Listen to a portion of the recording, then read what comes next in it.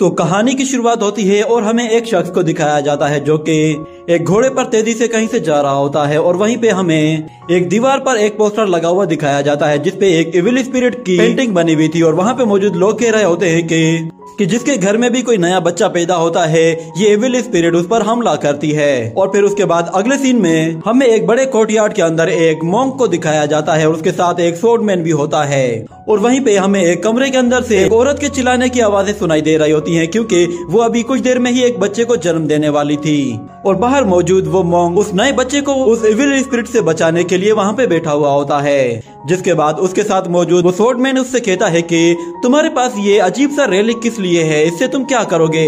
तो वो मॉन्क उसे बताता है कि ये मेरा 9 रिंग गोल्डन रेलिक है, कोई भी इविल स्पिरिट इसके पास से गुजरती है तो इसे फौरन से पता चल जाता है और ये वाइब्रेट होने लगता है। जिसके बाद इतने में हमें अंदर से आवाज सुनाई देती है और एक औरत कहती है कि मिस्टर जिन आपको मुबारक हो, आपके यहाँ लड़का हुआ है। और फिर हमें अंदर का सीन दिखाया जाता है। मिस्टर जिन बाहर इंतजार कर रहा होता है। इतने में एक औरत उसका छोटा बच्चा उठाकर उसके पास आ जाती है और उससे कहती है कि आपको मुबारक हो, आपको 60 साल की उम्र में पहली मर्तबा एक बच्चा हुआ है। मगर इतने में अचानक उस मॉन्क का गोल्डन रेलिक अपने आप ही वाइब्रेट होना शुरू हो जाता है जिस पर वो समझ जाता है कि कोई इविल स्पिरिट आसपास मौजूद है और इतने में वो इविल स्पिरिट कमरे का दरवाजा खोलकर तेजी से उसके अंदर चले जाती है जिससे वहाँ पे हर तरफ अंधेरा हो जाता है। और मिस्टर जिन कहता है कि ये क्या हो रहा है यहाँ पे। जब वो अपने बच्चे की तरफ देखता है तो वो बहुत ज्यादा डर जाता है और उसे नीचे फेंक देता है और बाहर खड़े हुए लोग ये सुनकर बहुत ज्यादा डर जाते हैं। और वो उस मॉन्क को जब पता चलता है कि इविल स्पिरिट उस बच्चे के अंदर चली गई है तो वो अपनी जान बचाने के लिए फौरन से वहां से भाग जाता है। जिसके बाद अगले सीन में हमें एक लड़के को दिखाया जाता है जिसका नाम जियान होता है। वो वहाँ मौजूद सब लोगों को मंकी किंग और उसके मास्टर की जर्नी के बारे में किस्सा सुना रहा होता है जिसकी वजह से उसके चारों तरफ बहुत ज्यादा लोग जमा हो जाते हैं। मगर जैसे जैसे वो कहानी सुना रहा होता है इतने में अचानक बीच में कोई शख्स छुपकर उसे इंटरप्ट कर रहा होता है, उससे बार बार सवाल पूछता है जिससे जियान भी तंग होने लगता है और अपने छोटे ब्रदर शाओली को उस सवाल पूछने वाले बंदे को ढूंढने के लिए भेजता है। तो शाओली फौरन से उन लोगों के अंदर चला जाता है और उस बंदे को ढूंढता है जो कि बार बार जियान से सवाल पूछ रहा है। और जब जियान अपनी कहानी सुनाकर खत्म कर देता है तो इतने में वो बंदा जोर से हंसने लगता है जिस पर सब लोग हट जाते हैं और हमें दिखाया जाता है शाओली उस बंदे के बिल्कुल सामने खड़ा होता है और उंगली से इशारा करके कहता है कि यही वो बंदा है। जिस पर जियान गुस्से में आकर उससे कहता है कि हेलो मिस्टर, अगर तुम्हें इस कहानी के बारे में मुझसे ज्यादा मालूम है तो फिर तुम खुद ही क्यों नहीं सुना देते। और तुम्हें जरा सा भी सेंस नहीं है कि कोई बंदा अगर कोई कहानी सुना रहा है तो उसे चुपचाप खड़े होकर सुना जाता है। तो वो लड़का कहता है कि मैंने तो तुम्हें बिल्कुल भी इंटरप्ट नहीं किया, मैं तो तुम्हारी हेल्प कर रहा था। जिस पर जियान उससे कहता है कि तुम खुद को ज्यादा ही समझदार समझ रहे हो। ये कहकर वो अपनी सोट बाहर निकालता है और उसके साथ फाइट करना शुरू कर देता है जिसमें वो उस पर एक के बाद एक सोट अटैक करता है जिससे वो लड़का बहुत ही आसानी से डॉज करके अपने आप को बचाता है और जियान को बहुत ही आसानी से पीछे धकेल देता है।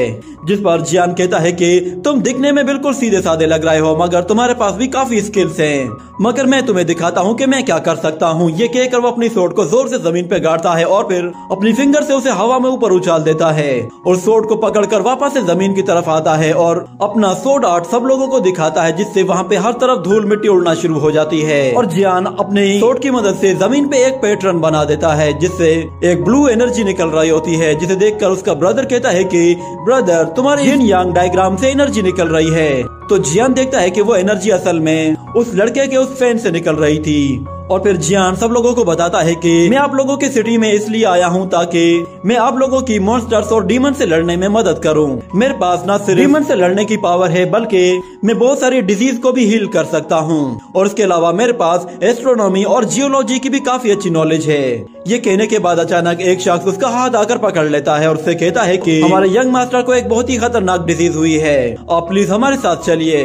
ये बात वो दूसरा लड़का भी सुन लेता है। जिसके बाद जियान उस आदमी को देखकर कहता है कि ये तो इस शहर के सबसे अमीर आदमी मिस्टर जिन का सर्वेंट है। इतना अमीर आदमी मुझे इस डिजीज को हील करने के लिए तो माला माल कर देगा, मगर आखिर वो मुझे इतने पैसे क्यों देना चाहता है। कहीं ऐसा तो नहीं है कि उस यंग मास्टर को किसी इविल स्पिरिट ने पजेस किया हो। ये तो फिर बहुत ज्यादा खतरे वाली बात होगी। जिसके बाद वो उस बंदे से कहता है कि असल में मुझे अपनी फैमिली में कुछ जरूरी काम है इसलिए मैं आपके साथ नहीं जा सकता। मगर इतने में वो सफेद कपड़ों वाला बंदा वहाँ पे आ जाता है और कहता है कि मेरे पास ज्यादा स्किल्स तो नहीं है मगर मैं आपकी मदद करने को तैयार हूँ और हम दोनों एक साथ हैं। ये कहने के बाद अगले सीन में हम लोग देखते हैं कि वो लोग मिस्टर जिन के घर में मौजूद होते हैं और पेट भरकर खाना खा रहे होते हैं। इतने में जियान उठकर दरवाजे से झांक कर देखता है तो मिस्टर जिन की वाइफ कह रही होती है कि इतने सालों के बाद हमारे घर एक बच्चा हुआ है और उसे भी एविल स्पिरिट ने पजेस कर लिया है। तो मिस्टर जिन उससे कह रहा होता है कि तुम घबराओ मत, हमें 2 अच्छे स्किलफुल मास्टर मिल गए हैं तो वो हमारे बच्चे को ठीक कर देंगे। मगर वो औरत कहती है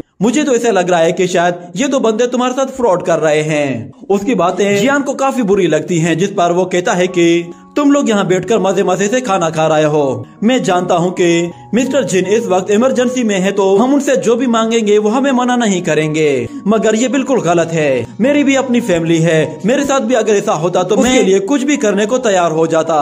पर क्या होगा अगर हम इसमें फेल हो जाए तो? और वैसे तुमने तो मुझे अपना नाम भी नहीं बताया, आखिर तुम हो कौन और तुम मेरे साथ क्यों आए हो? तो वो बंदा कहता है कि मेरा नाम श्याओ याओ है। और वो कहता है कि जरा तुम अपने भाई ली की तरफ देखो। वो ली से कहता है कि क्यों, क्या तुम और भी ग्रिल चिकन खाना चाहते हो?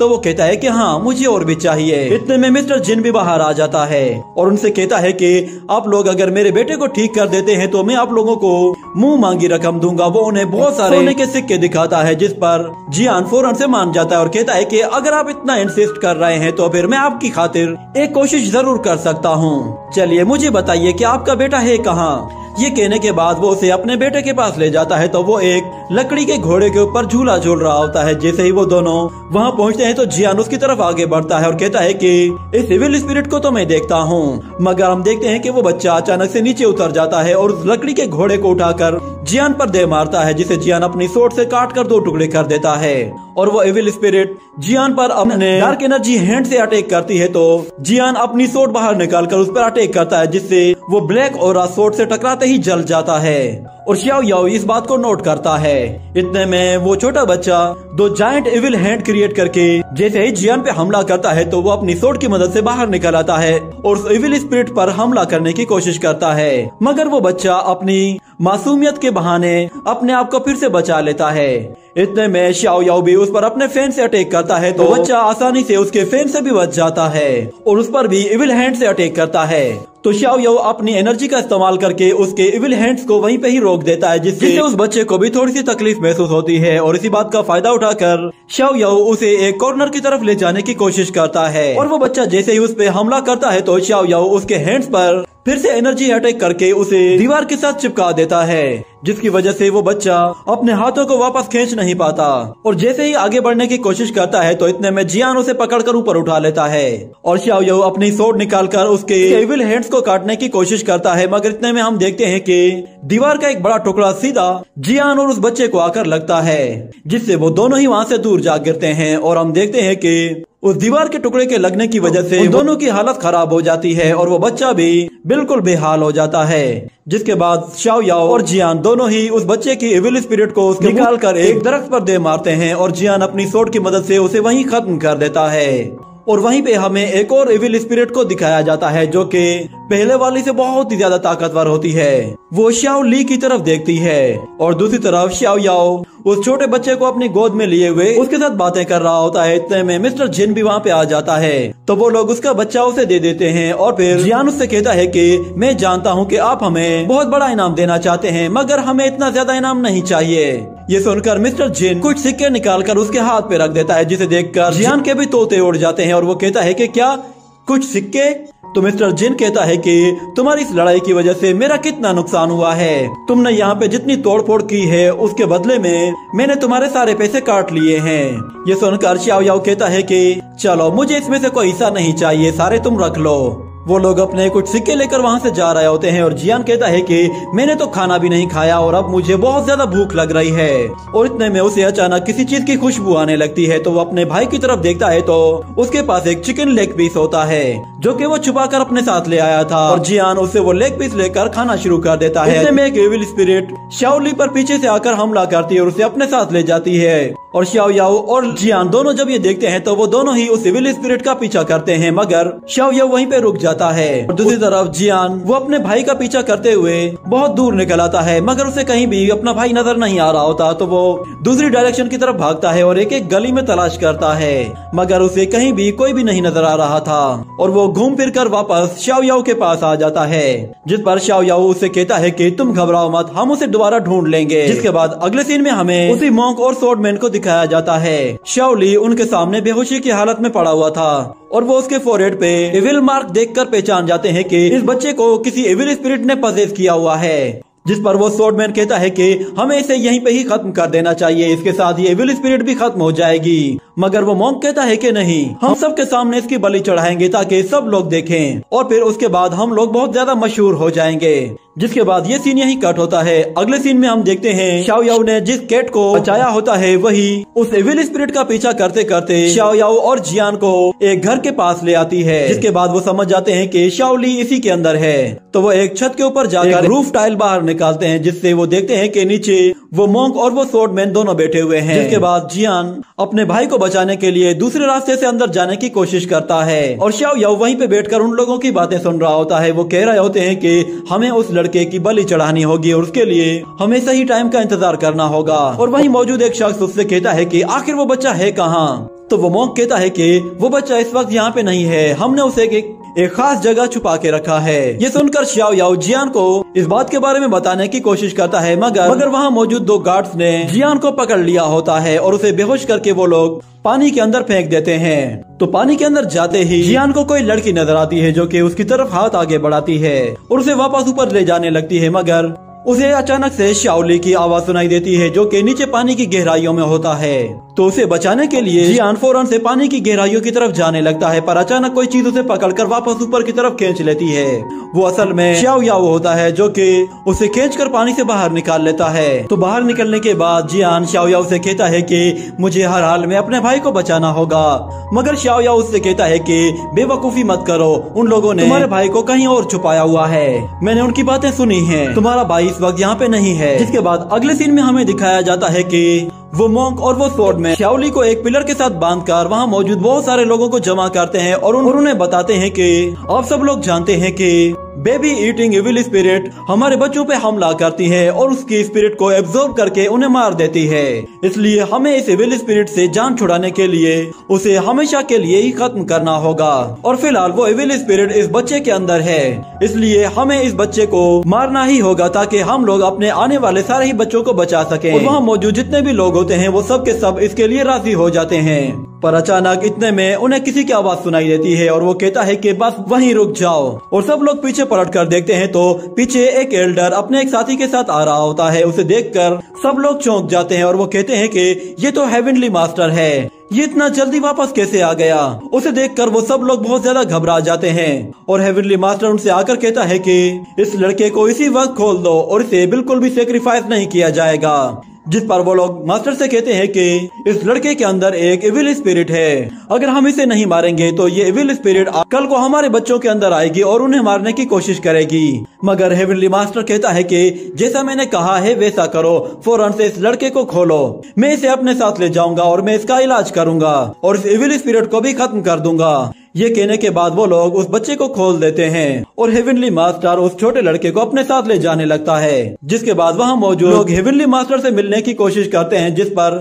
हेवनली मास्टर का एक आईब्रो हवा में उड़ जाता है, जिससे हमें पता चलता है कि वो हेवनली मास्टर असल में शाओ याओ होता है और उसके साथ जो दूसरा बंदा होता है वो जियान होता है। और इसी तरह जब वो लोग आगे बढ़ने लगते हैं तो एक बंदा मास्टर की दाढ़ी पे हाथ लगाता है तो उसकी दाढ़ी ही उस बंदे के हाथ में आ जाती है, जिस पर उन लोगों को पता चल जाता है कि ये दोनों बहरूपिये हैं और वो सब के सब उन लोगों को चारों तरफ से आकर घेर लेते हैं और एक बंदा शाओ याओ पर आकर हमला करता है। और अगले सीन में हम देखते हैं जियान और शाओ याओ वो दोनों वहीं पे बंधे हुए होते हैं और वो लोग शाओ ली को भी दोबारा से उस पिलर के साथ बांध देते हैं। और जियान जैसे ही कुछ कहने की कोशिश करता है तो वो लोग उसके मुंह में कपड़ा ठूस देते हैं और जैसे ही शाओ ली को मारने की कोशिश करते हैं तो अचानक से उसकी बॉडी के अंदर की इविल स्पिरिट जाग जाती है और उसके मुंह से बहुत ही खतरनाक डार्क पावर निकलने लगती है। ये देखकर वो लोग बहुत ज्यादा डर जाते हैं और वो कहते हैं कि ये तो किंग ऑफ इविल स्पिरिट है, किंग ऑफ इविल स्पिरिट का सुनते ही सब लोग वहाँ से भागने की कोशिश करते हैं और शाओली अपने आप को छुड़ाकर उस मॉन्क पर पहले हमला करता है और उस स्वॉर्डमैन का भी काम तमाम कर देता है और उसके बाद वहाँ मौजूद लोगों पर भी अपने इविल स्पिरिट से हमला करता है। इतने में जियान खुद को छुड़ाकर उसके पास आ जाता है तो वो इविल स्पिरिट जियान पर भी हमला करने की कोशिश करती है। तो जियान उसके अटैक को ब्लॉक करता है और फिर अपने भाई से कहता है कि तुम मेरे भाई शाओली हो, ना कि तुम कोई इविल स्पिरिट हो। ये कहने के बाद अचानक से शाओली होश में आने लगता है, जिससे उस इविल स्पिरिट का कंट्रोल उसकी बॉडी से खत्म होने लगता है और वो इविल स्पिरिट कहती है कि इस लड़के की तो सोल पावर बहुत ही ज्यादा स्ट्रॉन्ग है। और देखते ही देखते शाओली वापस से अपनी बॉडी को कंट्रोल कर लेता है और देखते ही देखते बेहोश होकर गिर जाता है। जिसके बाद अगले सीन में हमें दो लड़कियों को भागते हुए दिखाया जाता है जो कि जंगल से तेजी से भागते हुए जा रही होती हैं। उनमें से एक लड़की अचानक से थक कर गिर जाती है और कहती है कि मैं अब और ज्यादा नहीं भाग सकती। ये सुनकर उसके साथ फॉक्स गर्ल कहती है कि हम लोग यहाँ नहीं रुक सकते, अगर हम लोग यहाँ पे रुक जाते हैं तो वो टाइगर मॉन्स्टर तक पहुँच जाएगा और तुम जानती हो कि वो हमारे साथ क्या सलूक करेगा। ये सुनकर वो लड़की कहती है कि अगर हम उस टाइगर से बच भी गए तो हम यूं ही भागते भागते भी मर जाएंगे। मगर वो फॉक्स गर्ल उसे पकड़कर जबरदस्ती वहाँ से भगाती हुई ले जाती है। जिसके बाद अगले सीन में हमें एक शॉर्ट स्टोरी बताई जाती है जिसमें हमें बताया जाता है कि आज से हजारों साल पहले शूराज, जो कि बहुत ही पावरफुल वॉरियर होते हैं, उन्होंने अर्थ में आकर सब कुछ बर्बाद कर दिया था। यहाँ तक कि अर्थ के चारों क्लान मिलकर भी उनका मुकाबला नहीं कर पाए थे।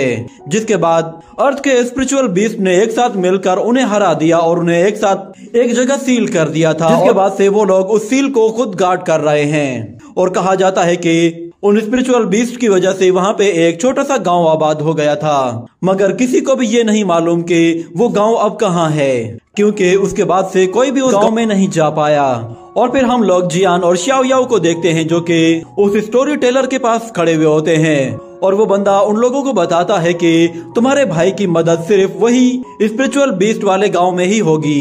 ये सुनकर जियान कहता है कि चलो फिर हम लोग आज ही चलते हैं, मगर शाओ याओ उसे रोक लेता है क्योंकि वो बंदा उन्हें बताता है कि वो गांव यहाँ से इतना दूर है कि तुम लोग अगर पैदल चलकर जाओगे तो तुम्हें शायद 2 साल लग जाएंगे। मगर मैं एक ऐसे शख्स को जानता हूँ जिसके पास इसका भी हल है, वो तुम्हें पल भर में ही वहाँ तक पहुँचा देगा। मगर वो बहुत ही लालची है, मुझे नहीं लगता कि वो इतनी आसानी से तुम्हारी हेल्प करेगा। उसका नाम है अर्थ लॉर्ड।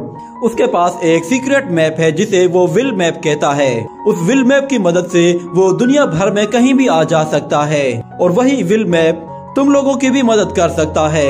ये सुनकर जियान कहता है कि वो अर्थ लॉर्ड कहाँ है, तो वो शख्स उन लोगों को अर्थ लॉर्ड के बारे में बताता है। तो अगले सीन में हम देखते हैं जियान और शाओ याओ दोनों ही अर्थ लॉर्ड के श्राइन में पहुंच जाते हैं, जहां वो देखते हैं कि वहां पे हर तरफ धूल मिट्टी जमी हुई है। तो जियान और शाओ याओ दोनों ही वहां पे अर्थ लॉर्ड को तलाश करते हैं और उनके सामने उन्हें एक बहुत बड़ी मूर्ति नजर आती है, जिस पर शाओ याओ को थोड़ा सा शक होता है और वो कहता है कि यहाँ पड़ी हुई हर चीज के ऊपर धूल मिट्टी जमी हुई है, मगर ये स्टेचू बिल्कुल साफ सुथरा है। और इतने में उस मूर्ति की आंख हिलने लगती है, जिस पर जियान कहता है कि कहीं मेरी आंखों में धूल जम गई है या फिर ये बंदा सच में अपनी आंखें हिला रहा है। और फिर हम देखते हैं कि उस मूर्ति के फेशियल एक्सप्रेशन अचानक से चेंज हो जाते हैं, जिस पर शाओ याओ कहता है कि लगता है कि शायद ये हमें कुछ करने के लिए कह रहा है। और इतने में वहाँ पड़ा हुआ एक छोटा सा बॉक्स हिलने लगता है, जिस पर वो लोग समझ जाते हैं कि उन्हें इसके अंदर कुछ पैसे डालने होंगे। तो शाओ याओ कुछ सिक्के उसके अंदर डालता है और कहता है कि आजकल मेरे हालत कुछ खराब है, इसीलिए फिलहाल इन कुछ सिक्कों से ही काम चला लें। और हम देखते हैं कि एक पोट का ढक्कन खुलता है तो जियान अपना हाथ उसके अंदर डालकर एक चिट बाहर निकालता है और जैसे ही उसे खोलकर देखता है तो वो विल मैप की जगह एक विल ट्रांसफॉर्मेशन स्पेल होता है, जिस पर शाओ याओ कहता है कि लगता है कि शायद हमें ज्यादा सिक्के डालने पड़ेंगे, इतने कम सिक्कों में हमें वो विल मैप नहीं मिलने वाला।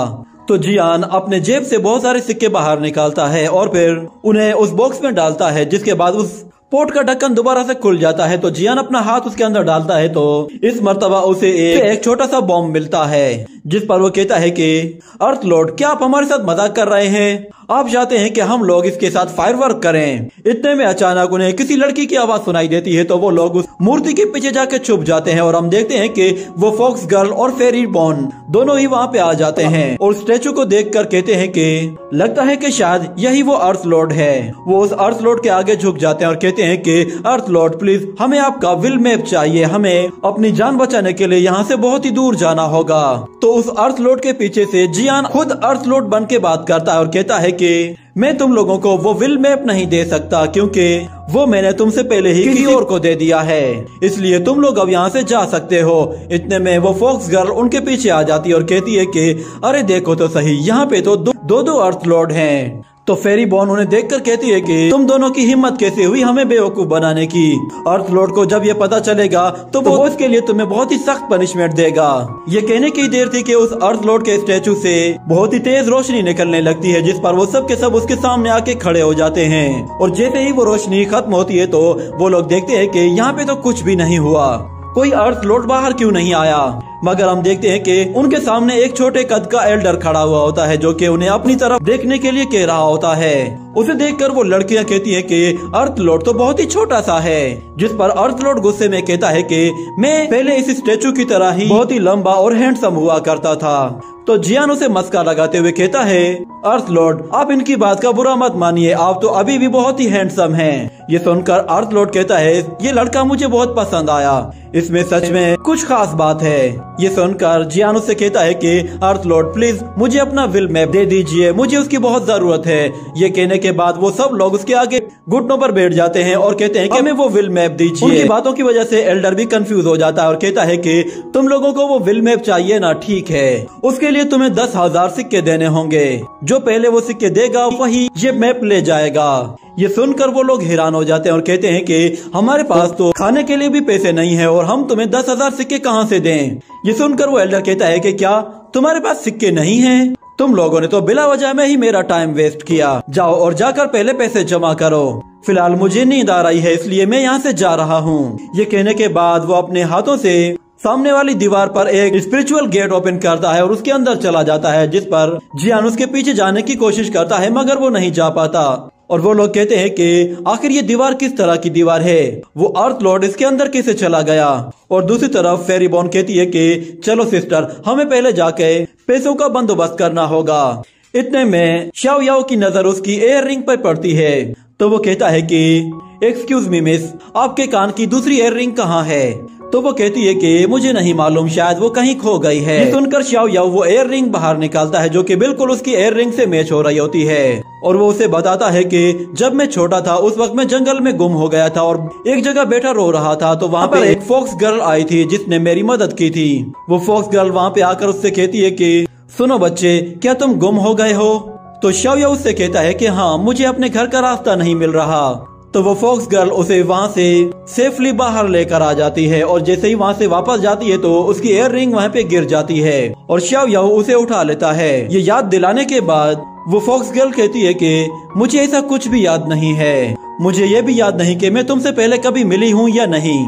तो शाओ याओ कहता है कि ये एयर रिंग इस बात का सबूत है कि हम दोनों पहले मिल चुके हैं। मगर वो फेरी बॉर्न कहती है कि ये एयर रिंग जरूर तुमने कहीं से चुराई होगी। मगर वो फॉक्स गर्ल कहती है कि मैं नहीं जानती कि ये एयर रिंग किसकी है, इसलिए तुम इसे अपने पास रख लो।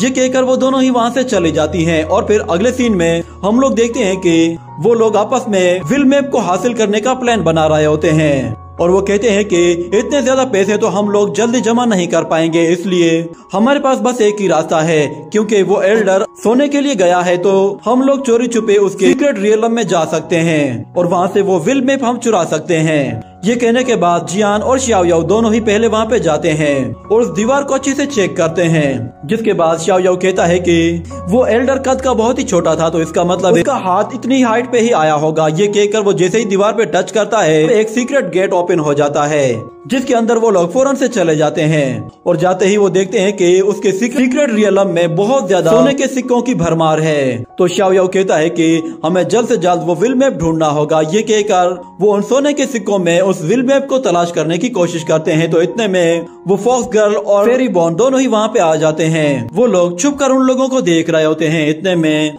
वो फॉक्स गर्ल चोरी छुपे अंदर जाने की कोशिश करती है तो उसकी वजह से वहाँ पड़ा हुआ एक गमला गिरता है तो शाओ याओ फौरन से उसे पकड़ लेता है ताकि उसकी आवाज से वो एल्डर कहीं जाग न जाए। मगर दूसरी तरफ जियान को उस एल्डर की कोई परवाह नहीं होती। वो उन सिक्कों के अंदर से विल मैप को ढूंढने की कोशिश कर रहा होता है मगर वो विल मैप उसे नहीं मिल रहा था। पर अचानक उसका पैर किसी चीज से टकराता है और वो विल मैप उसके सामने आकर गिरता है तो वो फौरन से जाकर उसे उठा लेता है। मगर इतने में फेरी बॉर्न भी उसे आकर पकड़ लेती है तो वो दोनों ही उस विल मैप के लिए लड़ने लगते हैं। और दूसरी तरफ जियान देखता है कि शाओ याओ उस फॉक्स गर्ल के साथ खड़ा हुआ है, तो वो उस विल मैप को उसकी तरफ थ्रो करता है, जिसे शाओ याओ जंप लगाकर फौरन से कैच कर लेता है। मगर वो फेरी फॉक्स गर्ल उसे अपने फॉक्स विप से पकड़कर अपनी तरफ खींच लेती है, जिससे शाओ याओ उसके बेहद करीब पहुंच जाता है। मगर वो उससे मैप छीनकर वापस से फेरी बोन की तरफ थ्रो करती है, जिसे वो पकड़ती है तो उसके हाथ से जियान दोबारा से वो विल मैप छीन लेता है। और इसी तरह ये छीना झपटी चलती रहती है और हम आखिर में देखते हैं कि जैसे ही जियान वो मैप छीन कर जंप लगाता है तो वो सीधा उस स्टेचू के पास जा गिरता है, जिसकी वजह से उस एल्डर की आंख खुल जाती है और सब लोग यहाँ वहाँ छुप जाते हैं। और एल्डर जैसे ही होश में आता है और एल्डर की जैसे ही आंख खुलती है तो वो अपनी छड़ी से रात को दिन में बदल देता है और अपने आसपास देखता है तो उसे नजर आता है कि कोई उसके सीक्रेट स्पेस में आया है और उस जगह की किसी ने तलाशी ली है। और इतने में उसे किसी की आवाज सुनाई देती है जो कि उसके श्राइन में आया होता है। वो शख्स असल में एक टाइगर मॉन्स्टर था, जो कि उस एल्डर के पास आकर कहता है कि क्या तुम्हारे पास 2 लड़कियां आई हैं जिन्होंने तुमसे विल मैप मांगा है? तो वो एल्डर कहता है कि हाँ, वो मेरे पास आई थी, मगर उनके पास पैसे नहीं थे, इसलिए मैंने उन्हें वो विल मैप नहीं दिया। ये कहने के बाद वो टाइगर मॉन्स्टर अंदर आ जाता है, जहाँ पे हम देखते हैं कि जियान और फेरी बोन दोनों ही उस मैप के लिए लड़ रहे होते हैं और उनकी आपस की छीना झपटी की वजह से जियान वो मैप छीन तो लेता है, मगर खुद वहाँ से नीचे गिर जाता है और उसका स्क्रॉल उस डीमन के आर्मर में चला जाता है और वो खुद उस टाइगर के हाथों में आ गिरता है, जिस पर वो टाइगर उस एल्डर से कहता है कि ये कौन है। जियान को वहाँ पे देखकर वो एल्डर कहता है कि तुम यहाँ क्या कर रहे हो, तुम मेरे सीक्रेट स्पेस में कैसे आ गए? तो जियान कहता है कि मुझे लगा शायद वो दोनों लड़कियां हमसे पहले ही उस विल मैप को ले लेंगी, इसीलिए मैं चोरी छुपे ही यहाँ पे आ गया। उन लड़कियों का सुनते ही वो टाइगर गुस्से में आ जाता है और कहता है कि अच्छा, तो तुम उनसे मिले हो, चलो बताओ वो कहाँ हैं, तुमने उन्हें कहाँ देखा था? तो टाइगर को गुस्से में देखकर जियान कहता है कि अगर मैंने इन लोगों को बता दिया कि वो लड़कियां यहीं पे हैं तो ये टाइगर उन्हें मार देगा। इतने में शाओ याओ भी वहाँ पे आ जाता है और कहता है कि वो 2 लड़कियां यहाँ पे नहीं है, क्योंकि हम लोग उनसे पहले ही यहाँ पे आ गए थे, क्योंकि हमें शक था कि एल्डर के सोने के बाद वो लोग चोरी छुपे हमसे पहले ही यहाँ पे आ जाएंगे और उस विल मैप को लेकर चली जाएंगी, इसीलिए हम लोग यहाँ पे पहले आकर छुप गए थे। जिसके बाद वो एल्डर देखता है कि उसका विल मैप यहाँ पे नहीं है, तो वो उन लोगों से गुस्सा होते हुए कहता है कि मेरा विल मैप किसके पास है, चलो बताओ, वरना तुम्हें इसके लिए भरपाई करनी पड़ेगी। तो वो टाइगर डीमन कहता है कि वो विल मैप जरूर उन 2 लड़कियों ने ही चुराया हो। इसी के साथ ये एपिसोड यहीं पे ही खत्म हो जाता है। तो एपिसोड की शुरुआत में हम लोग देखते हैं कि वो फॉक्स गर्ल बहुत ही तेजी के साथ भागते हुए कहीं जा रही होती है और दूसरी तरफ वेंग जियान और शाओ यू दोनों ही नॉर्थ पोल की तरफ जा रहे होते हैं। जिसके बाद अचानक से जियान की बास्केट से बहुत ही ज्यादा ब्लैक ओरा निकलने लगता है और देखते ही देखते उसके अंदर से शाओली बाहर निकलकर जियान पर झपट पड़ता है और उसे मारने की कोशिश करता है, पर अचानक से उसके सिर में दर्द होने लगता है क्योंकि शाओली उस विल स्पिरिट से लड़ रहा था। और यही देखकर जियान उसके पास जाकर उसका हौसला बढ़ाने की कोशिश करता है, मगर वो विल स्पिरिट उस पर हमला करके उसे एक दरख्त पर दे मारती है और फिर वही इविल स्पिरिट शाओ यू पर भी हमला करने की कोशिश करती है, जिससे बचते हुए वो अपने आप को बचाकर उससे दूर हट जाता है। पर वो इविल स्पिरिट उस पर दोबारा से हमला करने की कोशिश करती है, तो बीच में वो फॉक्स गर्ल आ जाती है जो कि अपने फॉक्स विप से उसके जाइंट हैंड्स को रोक लेती है। ये देखकर वो इविल स्पिरिट अपना हाथ जियान से छुड़ाकर उस फॉक्स पे हमला करने के लिए आती है, तो इतने में शाओ यू को गुस्सा आ जाता है और वो अपने सीलिंग स्पेल का इस्तेमाल करता है, जिसके जरिए वो शाओली को बहुत ही आसानी के साथ बेहोश करके नीचे गिरा देता है, जिससे जियान फौरन से आकर उसे पकड़ लेता है। और शाओ यू उससे कहता है कि तुम घबराओ मत, मैंने शाओली को सिर्फ बेहोश किया है, इससे इसे कुछ भी नहीं होगा। और वो फॉक्स गर्ल शाओ यू से कहती है कि मुझे तुम्हारी मदद चाहिए, असल में फेरी बोन को उस टाइगर ने पकड़ लिया है। जिस पर शाओ यू कहता है कि तुमने तो कहा था कि तुम्हें हमारी जरूरत नहीं है। ये सुनकर वो कहती है कि अगर तुम लोग हमारी मदद करते हो तो मैं तुमसे वादा करती हूँ कि वो विल मैप मैं तुम्हें दे दूंगी। मगर जियान इसके लिए नहीं मानता। वो कहता है कि मैं अपने भाई को और ज्यादा खतरे में नहीं डालना चाहता, इसलिए मुझे जल्द से जल्द इसे बीस्ट विलेज तक लेकर जाना है। तो शाओ यू उससे कहता है कि अगर तुम पैदल इसे लेकर जाओगे तो वहां तक नहीं पहुंच पाओगे, इसलिए हमारे पास बस एक ही ऑप्शन है, हमें उस विल मैप को हासिल करना होगा।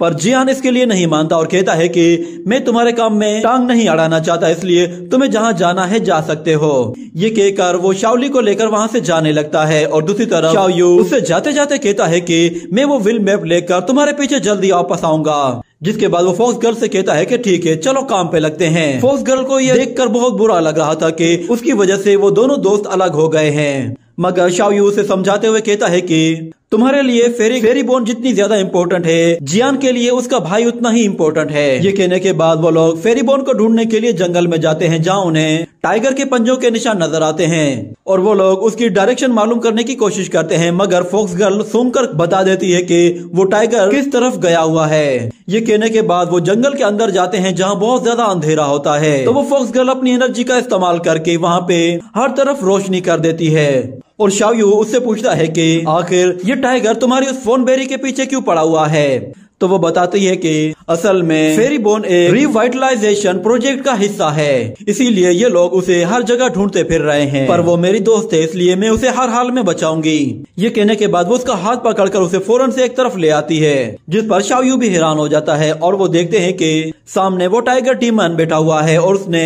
फेरी बोन को बांधकर एक जगह बिठाया हुआ है। जिसके बाद वो टाइगर एक रैबिट को ग्रिल करके फेरी बोन के पास ले जाता है और उसे खाने के लिए कहता है, मगर वो कहती है कि मैं तुम्हारी दी हुई कोई भी चीज नहीं खाऊंगी क्योंकि मैं जानती हूँ कि तुम लोग यहाँ से ले जाकर मुझे मार दोगे। ये सुनकर वो टाइगर डीमन उसके सिर पे मारते हुए कहता है कि तुम बहुत ज्यादा बकवास करती हो। ये देखकर फॉक्स गर्ल को बहुत गुस्सा आता है और वो कहती है कि इसकी हिम्मत कैसे हुई, इसने फेरी बोन को मारा कैसे। वो शाओयू से कहती है कि मैं इसका ध्यान भटकाती हूँ, तुम जाकर फेरी बोन को आजाद करो। ये कहने के बाद वो उसके सामने आ जाती है, जिस पर वो टाइगर कहता है कि लगता है कि तुम मेरा पीछा ऐसे नहीं छोड़ोगी। ये कहने के बाद वो उससे लड़ने के लिए चला जाता है और दूसरी तरफ शाओयू छुपकर फेरी बोन की रस्सी खोलने के लिए उसके पीछे आ जाता है और उसकी रस्सी खोल ही रहा होता है कि इतने में वो टाइगर डीमन उसे देख लेता है और कहता है कि तुमने यहाँ वापस आकर बहुत बड़ी गलती कर दी है, अब इनके साथ साथ तुम भी मारे जाओगे। ये कहकर वो उस पर एक जबरदस्त अटैक करता है, जिससे वो पूरा दरख्त को ही उखाड़ देता है, मगर इससे नुकसान किसी को भी नहीं होता, उल्टा उस फेरी बोन की रस्सियां खुल जाती हैं। और दूसरी तरफ हमें दिखाया जाता है जियान को, जो कि जंगल में शाओली को लेकर जा रहा होता है और उसे दोबारा से अपनी सिस्टर की याद आ रही होती है, जो कि जंगल में शाओली को बचाते हुए मारी गई थी। और वो सोचते हुए कहता है कि काश के मैंने उस शख्स को मार दिया होता, अगर मैंने उसे जिंदा ना छोड़ा होता तो वो तुम पे कभी भी हमला नहीं करता, ये सब कुछ मेरी वजह से हुआ है। ये कहने के बाद उसे याद आता है कि वो शाओयू और फॉक्स गर्ल को छोड़कर दोबारा से वही गलती कर रहा है। और दूसरी तरफ हम देखते हैं कि शाओयू उस टाइगर मॉन्स्टर के साथ लड़ रहा होता है और दूसरी तरफ वो फॉक्स गर्ल और वो फेरी बोन दोनों एक जगह छुपे हुए होते हैं। और शाओयू उस टाइगर मॉन्स्टर को बेवकूफ बनाने की कोशिश करता है और गलत डायरेक्शन पे इशारा करते हुए कहता है कि तुम लोग यहाँ से भाग जाओ। तो वो टाइगर मॉन्स्टर उस तरफ देखता है तो वहाँ पे कोई भी नहीं होता, जिस पर वो शाओयू से कहता है कि तुम मुझे दोबारा बेवकूफ नहीं बना सकते। ये कहकर वो उस पे हमला करने के लिए आता है, मगर अचानक से उसके सामने एक बम आ जाता है, जिसे देखकर वो हैरान हो जाता है और ऊपर देखता है तो ऊपर जियान था और वो नीचे जब देखता है तो वो बम अचानक से फट जाता है। और अगले सीन में हम देखते हैं कि वो लोग जंगल से भागते हुए काफी दूर निकल आते हैं, जहाँ पे शाओयू जियान से कहता है कि तुम्हें क्या हुआ, तुम वापस क्यों आ गए। तो वो कहता है कि मेरे बगैर तुम लोगों का आखिर होगा क्या, तुम लोगों को हर वक्त मेरी जरूरत पड़ती है, तो इसलिए मैंने सोचा कि मैं तुम्हारे ही साथ जाता हूँ। और दूसरी तरफ फेरी बोन वो उन्हें अपनी जान बचाने के लिए थैंक यू कहती है और कहती है कि अगर तुम्हें वो विल मैप चाहिए तो मैं उसके लिए तुम्हारी मदद करूंगी। ये सुनकर जियान बहुत खुश होता है और फिर अचानक वो अपनी बास्केट को नीचे उतारता है तो वो देखता है कि शाओली की तबीयत बहुत ज्यादा खराब हो रही है, जिस पर वो शाओयू से कहता है कि इसे क्या हुआ, क्या इस पर तुम्हारे स्पेल का नेगेटिव असर हो रहा है। तो शाओयू कहता है कि नहीं, ऐसा कुछ भी नहीं है, ये शायद बीमार हो गया है। और फिर फॉक्स गर्ल उन्हें बताती है कि असल में ये जंगल बहुत ही खतरनाक है, यहाँ पे आने वाली हर चीज फॉग के अंदर फंस जाती है, क्योंकि ये फॉग अलग अलग टाइम पे अलग अलग तरीके से रिएक्ट करती है। जिसके बाद शाओयू कहता है कि मुझे अच्छे से याद है, अगर हम लोग अनियन लीफ का इस्तेमाल करें तो हम लोग शाओली को जल्द से जल्द ठीक कर सकते हैं। ये सुनकर फॉक्स गर्ल कहती है कि लगता है तुम अनियन लीफ के बारे में काफी अच्छे से जानते हो। जिसके बाद वो सब लोगों से कहती है कि तुम लोग मेरा इंतजार करो, मैं जानती हूँ कि वो अनियन लीफ कहाँ मिलेगा। जिस पर शाओयू कहता है कि मैं भी तुम्हारे साथ चलता हूँ। ये कहने के बाद वो दोनों ही उस अनियन लीफ को ढूंढने के लिए चले जाते हैं, जहाँ वो उन्हें बहुत ही आसानी से मिल भी जाता है। वो लोग उस अनियन लीफ को शाओली को खिला देते हैं, जिसके बाद शाओयू अपने दोबारा से सीलिंग स्पेल का इस्तेमाल करके उसकी पूरी बॉडी को फ्रीज कर देता है, ताकि उस पर दोबारा से किसी तरह की स्मोक का असर ना हो। पर इतने में अचानक उन्हें दोबारा से उस टाइगर मॉन्स्टर की चिल्लाने की आवाज सुनाई देती है और फिर हम देखते हैं कि कुछ ही देर के बाद वो टाइगर मॉन्स्टर भी वहाँ पे आ पहुँचता है और उन लोगों के कदमों के निशानों को देखता है और वो उनके फुट स्टेप्स को देखते हुए आहिस्ता आहिस्ता आगे बढ़ता है और फिर कहता है कि नहीं, ये कोई जाल है, वो लोग जानबूझकर इसी जगह आए हैं। ये कहकर वो आहिस्ता आहिस्ता पीछे हटता है तो इतने में जियान पीछे से आकर उस पर हमला करता है और दूसरी तरफ से वो फॉक्स गर्ल और शाओयू तीनों एक साथ टूट पड़ते हैं, मगर वो एक एक करके उन तीनों को बहुत ही आसानी से पछाड़ देता है। शाओयू को दूसरी तरफ देखकर वो टाइगर उस पर हमला करने के लिए उस पर कूद पड़ता है, मगर उसे करीब आता देखकर शाओयू फौरन से जंप लगाता है, जिस पर वो टाइगर भी हैरान रह जाता है क्योंकि वहाँ पे सिर्फ एक दरख्त था जो कि एक दलदल के ऊपर तैर रहा होता है और वो टाइगर उसके ऊपर नहीं खड़ा हो पाता, जिसकी वजह से वो उसी के अंदर गिर जाता है और गिरकर डूब जाता है। और उसके डूबने के बाद सब लोग बहुत खुश होते हैं और उनकी जान में जान आती है कि आखिरकार इस टाइगर से जान छूट गई। मगर देखते ही देखते वो टाइगर दोबारा से अपनी आयरन रोड की मदद से बाहर आ जाता है। ये देखकर जियान कहता है कि लगता है कि अब इसे सुलाना ही पड़ेगा। ये कहकर वो उसके ऊपर कूद जाता है और अपनी टेक्निक की मदद से उसे बेहोश करने में कामयाब हो जाता है और वो टाइगर दोबारा से उस दलदल के अंदर चला जाता है और शाओयू अपने साथियों को लेकर वहाँ से बहुत ही दूर निकल आता है और वो लोग उस विल मैप को भी हासिल कर लेते हैं। जिसके बाद शाओयू उस विल मैप को खोलकर उनसे कहता है कि हमें इस विल मैप को यूज किस तरह करना है। उनमें से किसी को भी उसे यूज करने का तरीका नहीं मालूम था, पर अचानक से उन्हें दोबारा से उस टाइगर की आवाज सुनाई देती है, जिस पर शाओयू अपने हाथों से कुछ सिक्के फेंकता है तो वो सिक्के उस मैप के ऊपर गिरते ही उसके अंदर एब्जॉर्ब हो जाते हैं, जिससे वो मैप एक्टिवेट हो जाता है और उससे बहुत तेज रोशनी निकलती है, जिसे छूने के लिए वो फेरीबोन अपना हाथ आगे बढ़ाती है तो वो उसके अंदर खींची चली जाती है। और दूसरी तरफ जियान वो भी उसे छूने की कोशिश करता है, जिस पर वो भी उसके अंदर चला जाता है, मगर उसके पैर फंस जाते हैं, जिस पर शाओयू उसका पैर पकड़कर खींचता है तो उसका बूट उसके हाथ में आ जाता है और उसके बूट के अंदर कुछ सिक्के होते हैं जो कि उस विल मैप के ऊपर गिरते हैं तो वो दोबारा से एक्टिवेट होता है और जियान उसके अंदर चला जाता है। और फिर आखिर में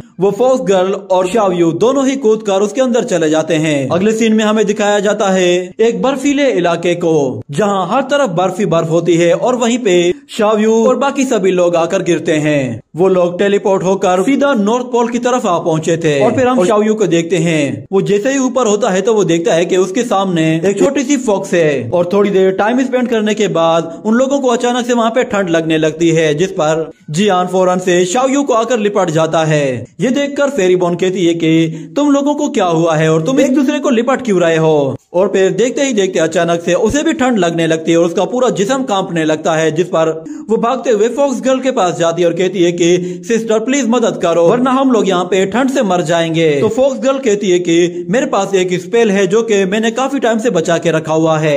ये कहने के बाद वो अपनी उस एनर्जी का इस्तेमाल करके फेरीबोन की बॉडी में ट्रांसफर करती है तो उसे ठंड लगना बंद हो जाती है, जिस पर वो बहुत ज्यादा खुश होती है और वही एनर्जी वो शाओयू और जियान को भी देती है, जिस पर वो दोनों उस एनर्जी को अपनी बॉडी में फैला देते हैं और बॉडी पूरी तरह से गर्म हो जाती है और वो लोग एक दूसरे से भी दूर हट जाते हैं। उसके बाद हम लोग फेरीबोन को देखते हैं, वो उस बर्फीले इलाके में आकर बहुत ज्यादा खुश होती है और जियान उसे इस तरह हरकतें करता देखकर कहता है कि ये लड़की तो बिल्कुल बच्ची है। ये कहने की देर फेरीबोन एक आइस बॉल खींचकर उसके मुंह पे दे मारती है, जिस पर उसे भी गुस्सा आ जाता है और वो कहता है कि बस अब बहुत हो गया। ये कहकर वो उसे पकड़ने के लिए उसका पीछा करता है और फिर अगले सीन में हमें दिखाया जाता है कि वो लोग भागते भागते उस बास्केट से टकरा जाते हैं, जिसकी वजह से शाओली बाहर निकल आता है और शाओयू देखता है कि वो इविल स्पिरिट पूरी तरह से एक्टिवेट हो चुकी है। उसने शाओली पर पूरी तरह से कंट्रोल कर लिया था और जैसे ही शाओयू उसे अपने मैजिक स्पेल से आजाद करता है तो वो उन लोगों पर हमला करना शुरू कर देती है, मगर शाओयू उसे समझाते हुए कहता है कि हम लोग सिर्फ तुम्हारी मदद कर रहे हैं, हम तुम्हें सिर्फ उस बीस्ट विलेज तक लेकर जाएंगे। जिस पर शाओली उनसे कहता है कि तुम बेवकूफ हो, तुम लोग जानते भी नहीं हो कि वो नॉर्थ पोल किस तरफ है। जिसके बाद वो शाओयू पर दोबारा हमला करने की कोशिश करता है तो इतने में वो फॉक्स गर्ल अपने फॉक्स व्हिप से उसे पकड़ लेती है और वो लोग शाओली को कन्विंस कर लेते हैं कि वो लोग उसकी मदद करेंगे, इसलिए वो उन्हें गाइड करे। ये कहने के बाद ये सीन यहीं पे कट होता है। अगले सीन में हम देखते हैं कि शाओली उन्हें गाइड करते हुए नॉर्थ पोल की तरफ लेकर जा रहा होता है, क्योंकि वो खुद भी चाहता था कि वो लोग उसकी मदद करें, मगर वहाँ पे हवा इतनी ज्यादा तेज होती है कि वो लोग आगे नहीं बढ़ पा रहे होते हैं और एक जगह जान बचाने के लिए छुप जाते हैं। मगर शाओली वो किसी तरह खुद को छुड़ाकर आगे बढ़ने की कोशिश करता है, मगर हवा के झोंके से ही वो उड़ जाता है। तो जियान जैसे तैसे करके उसका हाथ पकड़कर उसे किसी तरह बचाता है, मगर अचानक से वो हवा बंद होती है तो शाओली जोर से आकर जियान से टकराता है और दोनों ही नीचे गिर जाते हैं और देखते हैं कि अचानक से वो हवा उल्टी डायरेक्शन की तरफ जाने लगी है, जिस पर वो लोग उड़ते हुए दूसरी डायरेक्शन पे जाने लगते हैं। शाओयू और बाकी लोग उनका हाथ पकड़ते हैं तो वो भी उनके साथ हवा में ऊपर उड़ जाते हैं और उड़ते उड़ते वो लोग एक गहरी खाई की तरफ चले जाते हैं जहाँ पर उन्हें काफी ज्यादा हैरानी होती है। और जियान देखता है कि उसके सामने कोई चीज है जो अंदर से कर रही है, हवा निकल रही होती है, एक बहुत बड़ा घूमते हुए सीधा उनकी तरफ ही आ रहा होता है, जिस पर शाओयू उनसे कहता है कि उसके दूसरी तरफ भागकर चलते हैं। मगर वो हेड अचानक से उनकी तरफ घूम जाता है, जिसकी वजह से वो लोग उस एयर प्रेशर के अंदर फंस जाते हैं। मगर देखते ही देखते उस हेड का मुंह अपने आप ही बंद हो जाता है, जिस पर उन लोगों को भी काफी हैरानी होती है और वो लोग डिसाइड करते हैं कि अब वो लोग आगे नॉर्थ पोल की तरफ कैसे जाएं, क्योंकि उन लोगों को डायरेक्शन के बारे में कुछ भी मालूम नहीं था। तो इसी तरह वो लोग बस अंदाजा लगाकर आगे जाने की कोशिश करते हैं, पर अचानक से वो आइस हेड दोबारा से घूमना शुरू होता है और उसके मुंह से बहुत ही तेज बर्फीली हवाएं निकलने लगती हैं, जिस पर वो लोग दोबारा से उस बर्फीली हवा के झोंके में फंस जाते हैं। पर हम देखते हैं कि वो आइस हेड दोबारा से हवा को अपने अंदर खींचता है, जिसकी वजह से वो सब के सब उसके मुंह के अंदर खींचे चले जाते हैं। उसके मुंह के अंदर जाने के बाद वो लोग फंस जाते हैं और उन्हें कोई भी बाहर निकलने का रास्ता नजर नहीं आता, क्योंकि उस जायंट हेड का मुंह बंद हो चुका था और वो लोग उसके मुंह के खुलने का इंतजार कर रहे थे, मगर काफी देर तक उसका मुंह नहीं खुलता, जिस पर शाओली गुस्से में उनसे कहता है कि मैंने तुम्हें कहा भी था कि हम लोग गलत डायरेक्शन पे जा रहे हैं। ये कहकर वो गुस्से में वहाँ पे जोर जोर से लातें मारना शुरू करता है, जिसकी वजह से उस जायंट हेड का मुंह अपने आप खुलता है और वो उन्हें उठाकर हवा में ऊपर उछाल देता है। जिसके बाद हम देखते हैं कि वो लोग उड़ते हुए बहुत ही दूर निकल जाते हैं और शाओयू कहता है कि हम लोग तो नॉर्थ पोल के एक्सट्रीम इलाके में आ चुके हैं, मगर वो गांव यहाँ पे कहीं नजर क्यों नहीं आ रहा। उतने में उड़ते उड़ते अचानक से कोई चीज उन्हें नीचे की तरफ खींचती है, तो वो लोग तेजी से नीचे की तरफ जाने लगते हैं। इतने में हम देखते हैं कि वो फॉक्स गर्ल फेरी बोन को पकड़कर अपनी तरफ खींच लेती है और अपने मैजिक स्पेल्स का इस्तेमाल करके खुद को और अपने सभी दोस्तों को सेफली वहाँ पे लैंड करा देती है। और जब वो लोग नीचे उतरते हैं तो वो देखते हैं कि वो लोग एक ऐसी जगह आ चुके हैं जहाँ पे चारों तरफ निकलने का कोई रास्ता नहीं है। और शाओली कहता है कि तो उन लोगों ने ये नया बैरियर बनाया है और ऊपर उन्हें एक रोशनी नजर आ रही होती है, जिस पर उन्हें लगा कि शायद वहां से बाहर निकला जा सकता है, मगर वो जगह काफी ऊपर थी। और शाओयू शाओली से कहता है कि इस जगह नया बैरियर बना है, क्या तुम पहले भी यहाँ पे आए थे? तो शाओली कहता है कि मैं यहाँ पहले आ चुका हूँ, मगर उस वक्त यहाँ पे किसी तरह का कोई बैरियर नहीं हुआ करता था। मगर फिर शाओयू उससे कहता है कि मेरा सवाल अब चेंज हो चुका है, मुझे ये बताओ कि तुम हमें यहाँ पे क्यों लेकर आए हो। ये सुनकर शाओली भी हैरान रह जाता है, जिसके बाद शाओयू उससे कहता है कि मैं जानता हूँ कि तुम हमें जानबूझकर यहाँ पर लेकर आए हो, मुझे बताओ तुम हमें ही क्यों लेकर आए हो, तुम किसी और के साथ भी तो आ सकते थे। तो शाओली कहता है कि मैं उस सोर्ड की वजह से तुम्हें यहाँ पर लेकर आया हूँ और वो सोर्ड कोई खास सोर्ड है जिससे इस बैरियर को तोड़ा जा सकता है। मगर जरा रुको, कहीं ऐसा तो नहीं है कि तुम जानबूझकर मुझसे ये सारी बातें उगलवा कर मेरी कमजोरी के बारे में जानने की कोशिश कर रहे हो। ये कहकर वो गुस्से में आ जाता है और शाओयू पे हमला करने ही वाला होता है कि जियान उसे आकर पकड़ लेता है, मगर वो जियान के हाथ से भी निकल जाता है और दोबारा से हमला करने के लिए आगे बढ़ता है। मगर जियान इस मर्तबा अपनी सोर्ड निकालकर उसकी गर्दन पे रखता है और कहता है कि मैं शाओली की वजह से तुम्हें बर्दाश्त कर रहा हूँ, अब जल्दी से हमें यहाँ से बाहर निकलने का रास्ता बताओ। ये कहने की देर थी कि अचानक से उस सोर्ड पे रोशनी लगती है और वो रोशनी सीधा जाकर ऊपर बने हुए एक ड्रैगन पैटर्न पे जा लगती है, जिसकी वजह से वो पैटर्न चमकने लगता है। और शाओली भी ये सब कुछ देखता है तो वो खुद भी समझ जाता है कि ये असल में एक स्पिरिचुअल बीस्ट है। जिसके बाद हम शाओयू को देखते हैं, वो कुछ देर सोचता है और फिर उसे सब कुछ समझ में आने लगता है और वो कहता है कि जियान, मुझे लगता है कि तुम्हें उस रोशनी वाले सर्कल के बीच में जाकर खड़ा होना होगा, क्योंकि तुम्हारी सोर्ड से जो रोशनी निकलेगी वो इन सभी स्पिरिचुअल बीस्ट की तरफ फैल जाएगी और हो सकता है कि इस तरह हम लोग इस बैरियर से बाहर निकल आएं। मगर जियान कहता है कि आखिर ये कैसे हो सकता है, इस सोर्ड की लाइट यहाँ पे इस बैरियर को कैसे हटा सकती है। तो जियान कहता है कि ये सोर्ड तुम मुझे दे दो।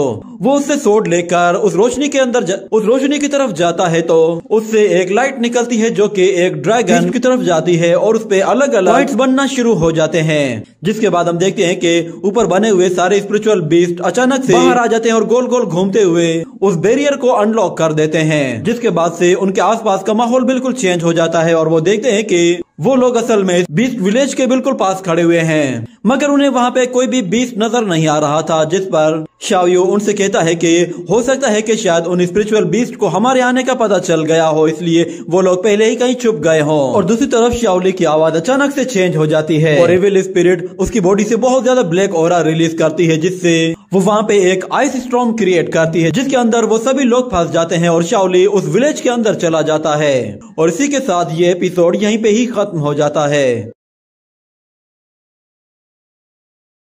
तो एपिसोड की शुरुआत में हमें दिखाया जाता है शाओली को जो कि अपने विलेज वापस आ चुका होता है, जिसके बाद हमें उसकी पास्ट मेमोरीज दिखाई जाती हैं जिसमें वो अपनी मदर के साथ होता है और हमें पता चलता है कि वो असल में अपने पास्ट में एक व्हाइट टाइगर हुआ करता था। और फिर वहाँ पे अचानक बहुत सारे स्पिरिचुअल बीस्ट आ जाते हैं जिन्हें देखकर व्हाइट टाइगर उनके साथ खेलने चला जाता है और वो एक ऐसी जगह आ पहुँचता है जहाँ पे एक लेडी खड़ी होती है और हमें बताया जाता है कि वो लेडी असल में उस विलेज की हेड है।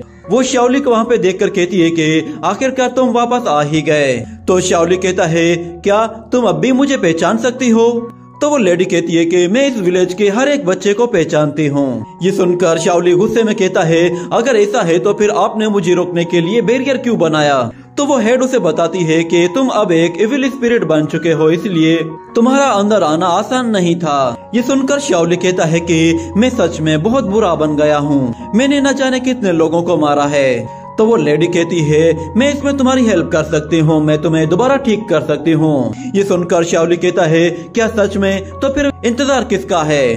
तो वो लेडी कहती है तुम्हें पहले अपने अंदर की इविलनेस को अपने अंदर से बाहर निकालना होगा जिसके बाद मैं तुम्हारी बॉडी को प्योरीफाई कर दूं। ये सुनकर शाओली हंसते हुए कहता है क्या तुम मुझे अभी भी बच्चा समझती हो? मैं जानता हूँ तुम चाहती हो कि मैं वीक पड़ जाऊं ताकि तुम मुझे आसानी से मार सको। ये कहकर वो अपने एविल हैंड से उस पे जैसे ही अटैक करता है तो हम देखते हैं कि उस लेडी के चारों तरफ एक बैरियर होता है। जिसके बाद वो ओल्ड लेडी उससे कहती है अगर तुम मेरी बात नहीं मानोगे तो तुम्हें रोकने के अलावा मेरे पास और कोई ऑप्शन नहीं है। ये कहने के बाद वो अपनी एनर्जी से उस बैरियर को दोबारा से ठीक कर देती है। ये देखकर शाओली को भी बहुत गुस्सा आता है, वो दोबारा से अटैक करने की कोशिश करता है और दोबारा से वो बैरियर जैसे ही कमजोर पड़ता है तो वो ओल्ड लेडी अंदर से उसे दोबारा से हील कर देती है। और इतने में अचानक शाओली की मेमोरीज उस व्हाइट टाइगर की मेमोरीज के साथ कोलैप्स कर जाती हैं, जिसकी वजह से उसे बहुत ज्यादा सर में दर्द होने लगता है और उसे याद आता है कि उसके पास्ट में किसी ओल्ड लेडी ने उसे पनिशमेंट दी थी क्योंकि उस ओल्ड लेडी ने उसे एक मॉन्यूमेंट को छूने से मना किया था।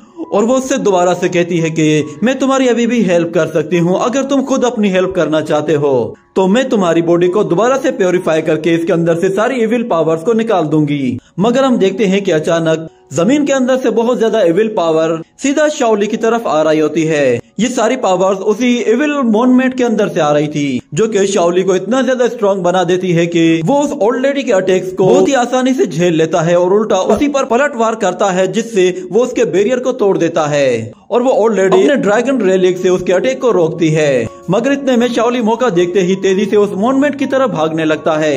ये देखकर वो ओल्ड लेडी उसका पीछा करती है और उसे रोकने की बहुत कोशिश करती है मगर शाओली काफी तेजी से जा रहा था। इतने में अचानक एक सोड आकर शाओली को हिट करती है जिसकी वजह से वो नीचे जा गिरता है और वो ओल्ड लेडी एक बीस्ट के फॉर्म में उसके सामने आ जाती है और उसे मारने ही वाली होती है कि इतने में जियान उसके सामने आ जाता है और कहता है कि प्लीज ऐसा मत करें। और फिर वहाँ पे फॉक्स गर्ल और फेरी बोन दोनों आ जाती हैं। उन लोगों को वहाँ पे देखकर वो विलेज हेड उनसे कहती है कि क्या तुम लोग इस लड़के को यहाँ पे लेकर आए हो? तो शाओयाओ कहता है कि हम लोग इस इविल स्पिरिट को यहाँ पे नहीं लाना चाहते थे मगर हमारे पास और कोई रास्ता नहीं था। तो जियान कहता है कि ये लड़का असल में मेरा भाई है और इसकी बॉडी के अंदर एक इविल स्पिरिट है। आप विलेज हेड हैं, आपको पता होगा कि इसकी बॉडी से उस इविल स्पिरिट को किस तरह बाहर निकालना है। तो वो ओल्ड लेडी कहती है कि वो इविल स्पिरिट और कोई नहीं बल्कि वो हमारे विलेज का एक छोटा लड़का व्हाइट टाइगर है और व्हाइट टाइगर को उसकी बॉडी से निकालना इतना आसान नहीं है क्योंकि उसकी विल पावर बहुत ही ज्यादा स्ट्रॉन्ग है। हमें इसे बाहर निकालने के लिए इसकी मेमोरीज में जाना होगा जिसके लिए हमें एक चाओ स्पेल की जरूरत पड़ेगी। तो शाओयाओ कहता है कि मेरी कल्टीवेशन इतनी ज्यादा स्ट्रॉन्ग नहीं है पर मैं फिर भी कोशिश जरूर करूंगा। तो जियान कहता है मैं भी तुम्हारे साथ चलूंगा, जिस पर शाओयाओ उसे मना करता है मगर वो ओल्ड लेडी कहती है कि इस लड़के को भी अपने साथ ले जाओ क्योंकि ये इसका भाई है। तो ऐसा हो सकता है कि ये वहाँ पे तुम्हारी कोई हेल्प कर सके क्योंकि एक वक्त में शाओली की बॉडी शाओली के कंट्रोल में होगी और कभी उसकी बॉडी टाइगर के कंट्रोल में होगी तो तुम लोगों को दोनों मेमोरीज एक साथ दिखेंगी। ये कहने के बाद वो दोनों ही एक साथ खड़े हो जाते हैं और शाओ याओ अपने चाओ स्पेल का इस्तेमाल करता है, मगर इस मर्तबा उसका स्पेल नाकाम हो जाता है, जिस पर सब लोग चौंक जाते हैं। और फिर वो कहता है लगता है मुझे फिर से ट्राई करना पड़ेगा। ये कहने के बाद वो दोबारा से ट्राई करता है तो इस मर्तबा चाओ स्पेल काम कर जाता है और हम देखते हैं कि उसके चारों तरफ एक पावरफुल ऑरा बन जाता है और बाहर खड़े हुए लोग सभी गायब हो जाते हैं और फेंग जियान और शाओ याओ दोनों ही शाओली के सी ऑफ कॉन्शियसनेस में आ जाते हैं, जहाँ पे व्हाइट टाइगर उनके सामने आ जाता है। तो उसे देखकर फेंग जियान कहता है कि ये हमें नहीं देख पा रहा, क्या हम लोग इसे कुछ नुकसान पहुंचा सकते हैं? तो शाओ याओ कहता है कि नहीं, हम कुछ भी नहीं कर सकते, हम लोग सिर्फ देख सकते हैं। वो लोग देखते हैं कि व्हाइट टाइगर उस मोन्यूमेंट के करीब आ जाता है जहाँ उसे जमीन के नीचे एक ब्लैक ओरा दिखाई देता है। तो वो उस ब्लैक ओरा का पीछा करते करते उस मोन्यूमेंट के अंदर चला जाता है जहाँ पे एक बड़ा स्टोन होता है और उस स्टोन के अंदर बहुत ज्यादा डार्क ओरा होता है। वो उसे जैसे ही छू देखता है तो उसकी फिंगर पे एक जोरदार प्रेशर पड़ता है जिससे वो नीचे जा गिरता है और वो देखता है कि वो ब्लैक ओरा असल में उसकी फिंगर के अंदर चला गया है। और इतने में वो नोट करता है कि उसके शोर की वजह से विलेज हेड को पता चल गया होगा, इसलिए उसे जल्द से जल्द यहाँ से भागकर अपनी जान बचानी चाहिए। ये कहते ही वो फौरन से वहाँ से भागकर निकल जाता है। और फिर अगले सीन में हम लोग देखते हैं कि एक महल के बाहर एक बहुत अमीर आदमी आता है और उसके महल के बाहर मौजूद एक भिखारी बर्फ में पूरी तरह से जम जाता है, जिसके बाद वहाँ खड़ा हुआ एक चौकीदार उसे लात मारकर नीचे गिरा देता है। और व्हाइट टाइगर जब ये देखता है तो उसे बहुत ज्यादा बुरा लगता है। और फिर अगले सीन में हमें दिखाया जाता है एक कैरेज पर कुछ लोग हमला कर देते हैं और अपनी तलवारों से उसके अंदर मौजूद लोगों को मारने की कोशिश करते हैं और व्हाइट टाइगर उन्हें बचाने के लिए आगे आता है, मगर वो लोग उसे लात मारकर दूर फेंक देते हैं और वो अपनी आंखों के सामने एक शख्स को कत्ल होते हुए देखता है। और वहीं पे हमें एक लड़की को भी दिखाया जाता है जिसके हाथ में एक छोटा बच्चा होता है। वो उस बच्चे को लेकर फौरन से वहाँ से भागती है। वो लड़की असल में फी यान होती है जिसे फेंग जियान जानता था। जिसके बाद वो लोग अचानक से शाओली की मेमोरी में आ जाते हैं जहाँ पे वो लोग देखते हैं कि वो लड़की फी यान गर्ल फेंग जियान को देखते ही उसके पास सेब थ्रो करती है और हम देखते हैं कि फेंग जियान और फी यान दोनों ही आपस में दोस्त बन चुके होते हैं। और वहीं पे हमें शाओली को भी दिखाया जाता है, जिसके बाद हमें पता चलता है कि वो असल में शाओली की मेमोरी होती है, जिसमें फेंग जियान देखता है कि वो फी यान गर्ल और शाओली के साथ मार्केट में होता है और वो उनके साथ घूम फिर रहा होता है। और फिर अचानक से वो लोग दोबारा से व्हाइट टाइगर की मेमोरी में आ जाते हैं जहाँ वो लोग व्हाइट टाइगर को देखते हैं, वो बड़ा हो चुका होता है। और व्हाइट टाइगर जंगल में कुछ लोगों को देखता है जो कि किसी जानवर को मारकर उसे पका रहे होते हैं। ये देखकर उसे बहुत ज्यादा अजीब फील होता है और उसे उल्टियां शुरू हो जाती हैं। इतने में अचानक व्हाइट टाइगर को किसी के चिल्लाने की आवाज सुनाई देती है तो वो फौरन से वहाँ भागता है और फेंग जियान और शाओ याओ भी उसका पीछा करते हैं। जब व्हाइट टाइगर वहाँ पहुँचता है तो वो देखता है कि उसकी मदर को किसी ने मार दिया है और उसके बराबर में उसका भाई खड़ा हुआ है। ये देखकर उसे लगा कि शायद उसके भाई ने ही उसकी मदर को मारा है। ये देखकर वो अपने ही भाई पर हमला करके उसे मार देता है और फिर रोते हुए कहता है कि ये मैंने क्या कर दिया, मैं तो एक दरिंदा बन चुका हूँ। ये कहकर वो जोर जोर से रोने लगता है। जिसके बाद अचानक से शाओली और व्हाइट टाइगर दोनों की मेमोरीज आपस में कोलैप्स होने लगती है। तो शाओ याओ कहता है कि हमें जल्द से जल्द यहाँ से निकलना होगा। शाओ याओ अकेले ही वहाँ से निकल जाता है और फेंग जियान वहीं पे ही रह जाता है। जिसके बाद ये सीन यहीं पे कट होता है। अगले सीन में हम लोग एक सेलेशियल गर्ल को देखते हैं जो कि एक प्लम गार्डन में अपनी सोर्ड के साथ प्रैक्टिस कर रही होती है। इतने में अचानक उसे एक गोल्डन सोर्ड दिखाई देती है जो कि उसके पास से होकर गुजर जाती है। तो सोर्ड को देखकर वो अपनी सोर्ड भी उसके पीछे लगा देती है। तो वो दोनों सोर्ड्स उड़ते हुए एक दूसरे के साथ यहाँ वहाँ मूव कर रही होती हैं। इतने में वो गोल्डन सोर्ड उड़ते हुए एक फूल को तोड़ देती है और वापस घूम कर आती है और उसी फ्लावर को अपने ऊपर रखकर उसी लड़की के पास चली आती है, जिससे वो लड़की उस फूल को उठाती है और वो सोर्ड वापस से एक वॉरियर के पास चली जाती है। जिसके बाद हम देखते हैं कि वहाँ पर एक सेलेशियल वॉरियर होता है जो कि उस लड़की को देखकर कहता है कि ये फ्लावर वैसे ही अब सूखने वाला था और इसकी खुशबू भी खत्म होने वाली थी। जिसके बाद वो लड़की कहती है तुम सुबह सुबह यहाँ पे मेरे पास क्या करने के लिए आए हो? क्या तुम ये फूल मुझे देखकर मेरी तारीफ करना चाहते हो या फिर कोई और बात है? तो वो लड़का कहता है मैंने हाल ही में स्वॉर्ड प्रैक्टिस करना शुरू की है, मगर मैं इसमें इतना एक्सपर्ट नहीं हूँ। मुझे पता चला है कि तुम्हारे स्वॉर्ड स्किल्स काफी बेहतर हैं, इसीलिए मैं तुम्हारे पास स्वॉर्ड स्किल्स सीखने के लिए आया हूँ। मैंने सोचा कि मैं यहाँ पे आऊंगा और तुम्हें चैलेंज करूंगा, पर लगता है कि शायद मैं कुछ ज्यादा ही ओवर कॉन्फिडेंस हो गया हूँ। तो वो लड़की उससे कहती है कि तुम तो यूजुअली एक स्पीयर यूज किया करते थे तो तुम्हारे लिए स्वॉर्ड को प्रैक्टिस करना इतना आसान नहीं होगा, क्योंकि दोनों की मूवमेंट और दोनों से अटैक करना बिल्कुल डिफरेंट होता है। दोनों को अलग अलग जगह यूज किया जाता है। ये सुनकर वो वॉरियर कहता है कि मुझे ऐसा लगता है कि मेरे स्वॉर्ड स्किल्स बहुत ही ज्यादा लिमिटेड हैं। कहीं ऐसा ना हो कि मास्टर की ये दी हुई दया ना हो जाए। ये सुनकर वो लड़की कहती है मास्टर ने तुम्हें ये स्वॉर्ड दी है तो फिर वो कभी भी गलत नहीं हो सकते। तुम्हारे अंदर इस स्वॉर्ड को चलाने का हुनर जरूर होगा। ये कहकर वो उसे लड़ाई के लिए चैलेंज करती है, जिस पर वो वॉरियर अपनी स्वॉर्ड निकालकर उस पर सीधा अटैक करता है। तो वो लड़की उसकी स्वॉर्ड को वापस उसकी तरफ भेज देती है, जिसके बाद वो अपनी स्वॉर्ड दोबारा से पकड़ता है और फिर से उस पर हमला करने की कोशिश करता है। ये देखकर वो लड़की उसे वहाँ से काफी दूर ले जाती है, तो वो वॉरियर भी उसके पीछे पीछे जाता है और उस पर एक के बाद एक स्वॉर्ड अटैक कर रहा होता है, जिसे वो लड़की बहुत ही आसानी से डॉज कर रही थी। और एक पॉइंट पे आके वो लड़का अपनी स्वॉर्ड को पूरी ताकत से उसकी तरफ भेजता है, तो वो लड़की अपने रिबन से उसे रोकने की कोशिश करती है, तो वो लड़का अपनी ताकत को और भी ज्यादा बढ़ा देता है, जिसकी वजह से वो स्वॉर्ड उस रिबन को काटते हुए आगे निकल जाती है। और फिर वो लड़का अपनी स्वॉर्ड को वापस अपनी तरफ बुला लेता है, जिसके बाद हम देखते हैं कि उस स्वॉर्ड से बहुत ही ज्यादा लाइटनिंग पावर निकल रही थी। ये देखकर वो लड़की उससे कहती है कि देखा, मैंने कहा था ना, तुम्हारे अंदर कोई ऐसी खास बात है जिसकी वजह से मास्टर ने तुम्हें ये स्वॉर्ड दी है। मगर दूसरी तरफ वो लड़का कहता है कि मेरी स्वॉर्ड की वजह से तुम्हारा रिबन टूट गया, इसके लिए मैं तुमसे माफी चाहता हूँ। मगर वो लड़की उससे कहती है कि मुझे नहीं लगता कि तुम सिर्फ यहाँ पे स्वॉर्ड स्किल सीखने के लिए आए थे, लगता है कि शायद तुम कुछ और कहने के लिए आए हो। ये सुनकर वो वॉरियर कहता है शायद तुम तो सब कुछ जानती हो, मुझे कुछ कहने की जरूरत नहीं है। मगर वो लड़की कहती है कि मुझसे खुल के बात करो। ये सुनने के बाद वो लड़का उसके पास आ जाता है और उससे कहता है कि आजकल डीमन साउथ की तरफ कुछ हरकत कर रहे हैं। वो उसे डीमन क्लान के बारे में बातें बताना शुरू करता है और उसी के साथ हम लोग अगले सीन में देखते हैं शाओ याओ सी ऑफ कॉन्शियसनेस से बाहर आ जाता है, जहाँ पे वो देखता है कि वो खुद तो बाहर आ गया है मगर फेंग जियान अभी भी शाओली की मेमोरीज के अंदर फंस गया है। और वो लोग उसे होश में लाने की कोशिश करते हैं मगर उसे होश नहीं आता। इतने में वो ओल्ड लेडी कहती है कि क्या तुम शाओली की स्पिरिट को लेकर आए हो? तो शाओ यू कहता है कि हाँ, मैं उसे लेकर आया हूँ। ये कहने के बाद वो एक ब्लैक एनर्जी बॉल दिखाता है, जिसे देखकर वो ओल्ड लेडी कहती है कि हाँ, ये बिल्कुल सही है। ये कहने के बाद वो उसके अंदर अपनी पावर डालकर उसे प्योरीफाई करने की कोशिश करती है और हम देखते हैं कि उस ओल्ड लेडी की पावर उस इविल पावर के साथ मर्ज होना शुरू होती है। और हम देखते हैं कि देखते ही देखते उस एनर्जी के अंदर से हमें टाइगर की स्पिरिचुअल बॉडी दिखाई देती है, जो कि असल में व्हाइट टाइगर होता है। वो उस ओल्ड लेडी से कहता है कि तुमने मुझसे झूठ कहा था,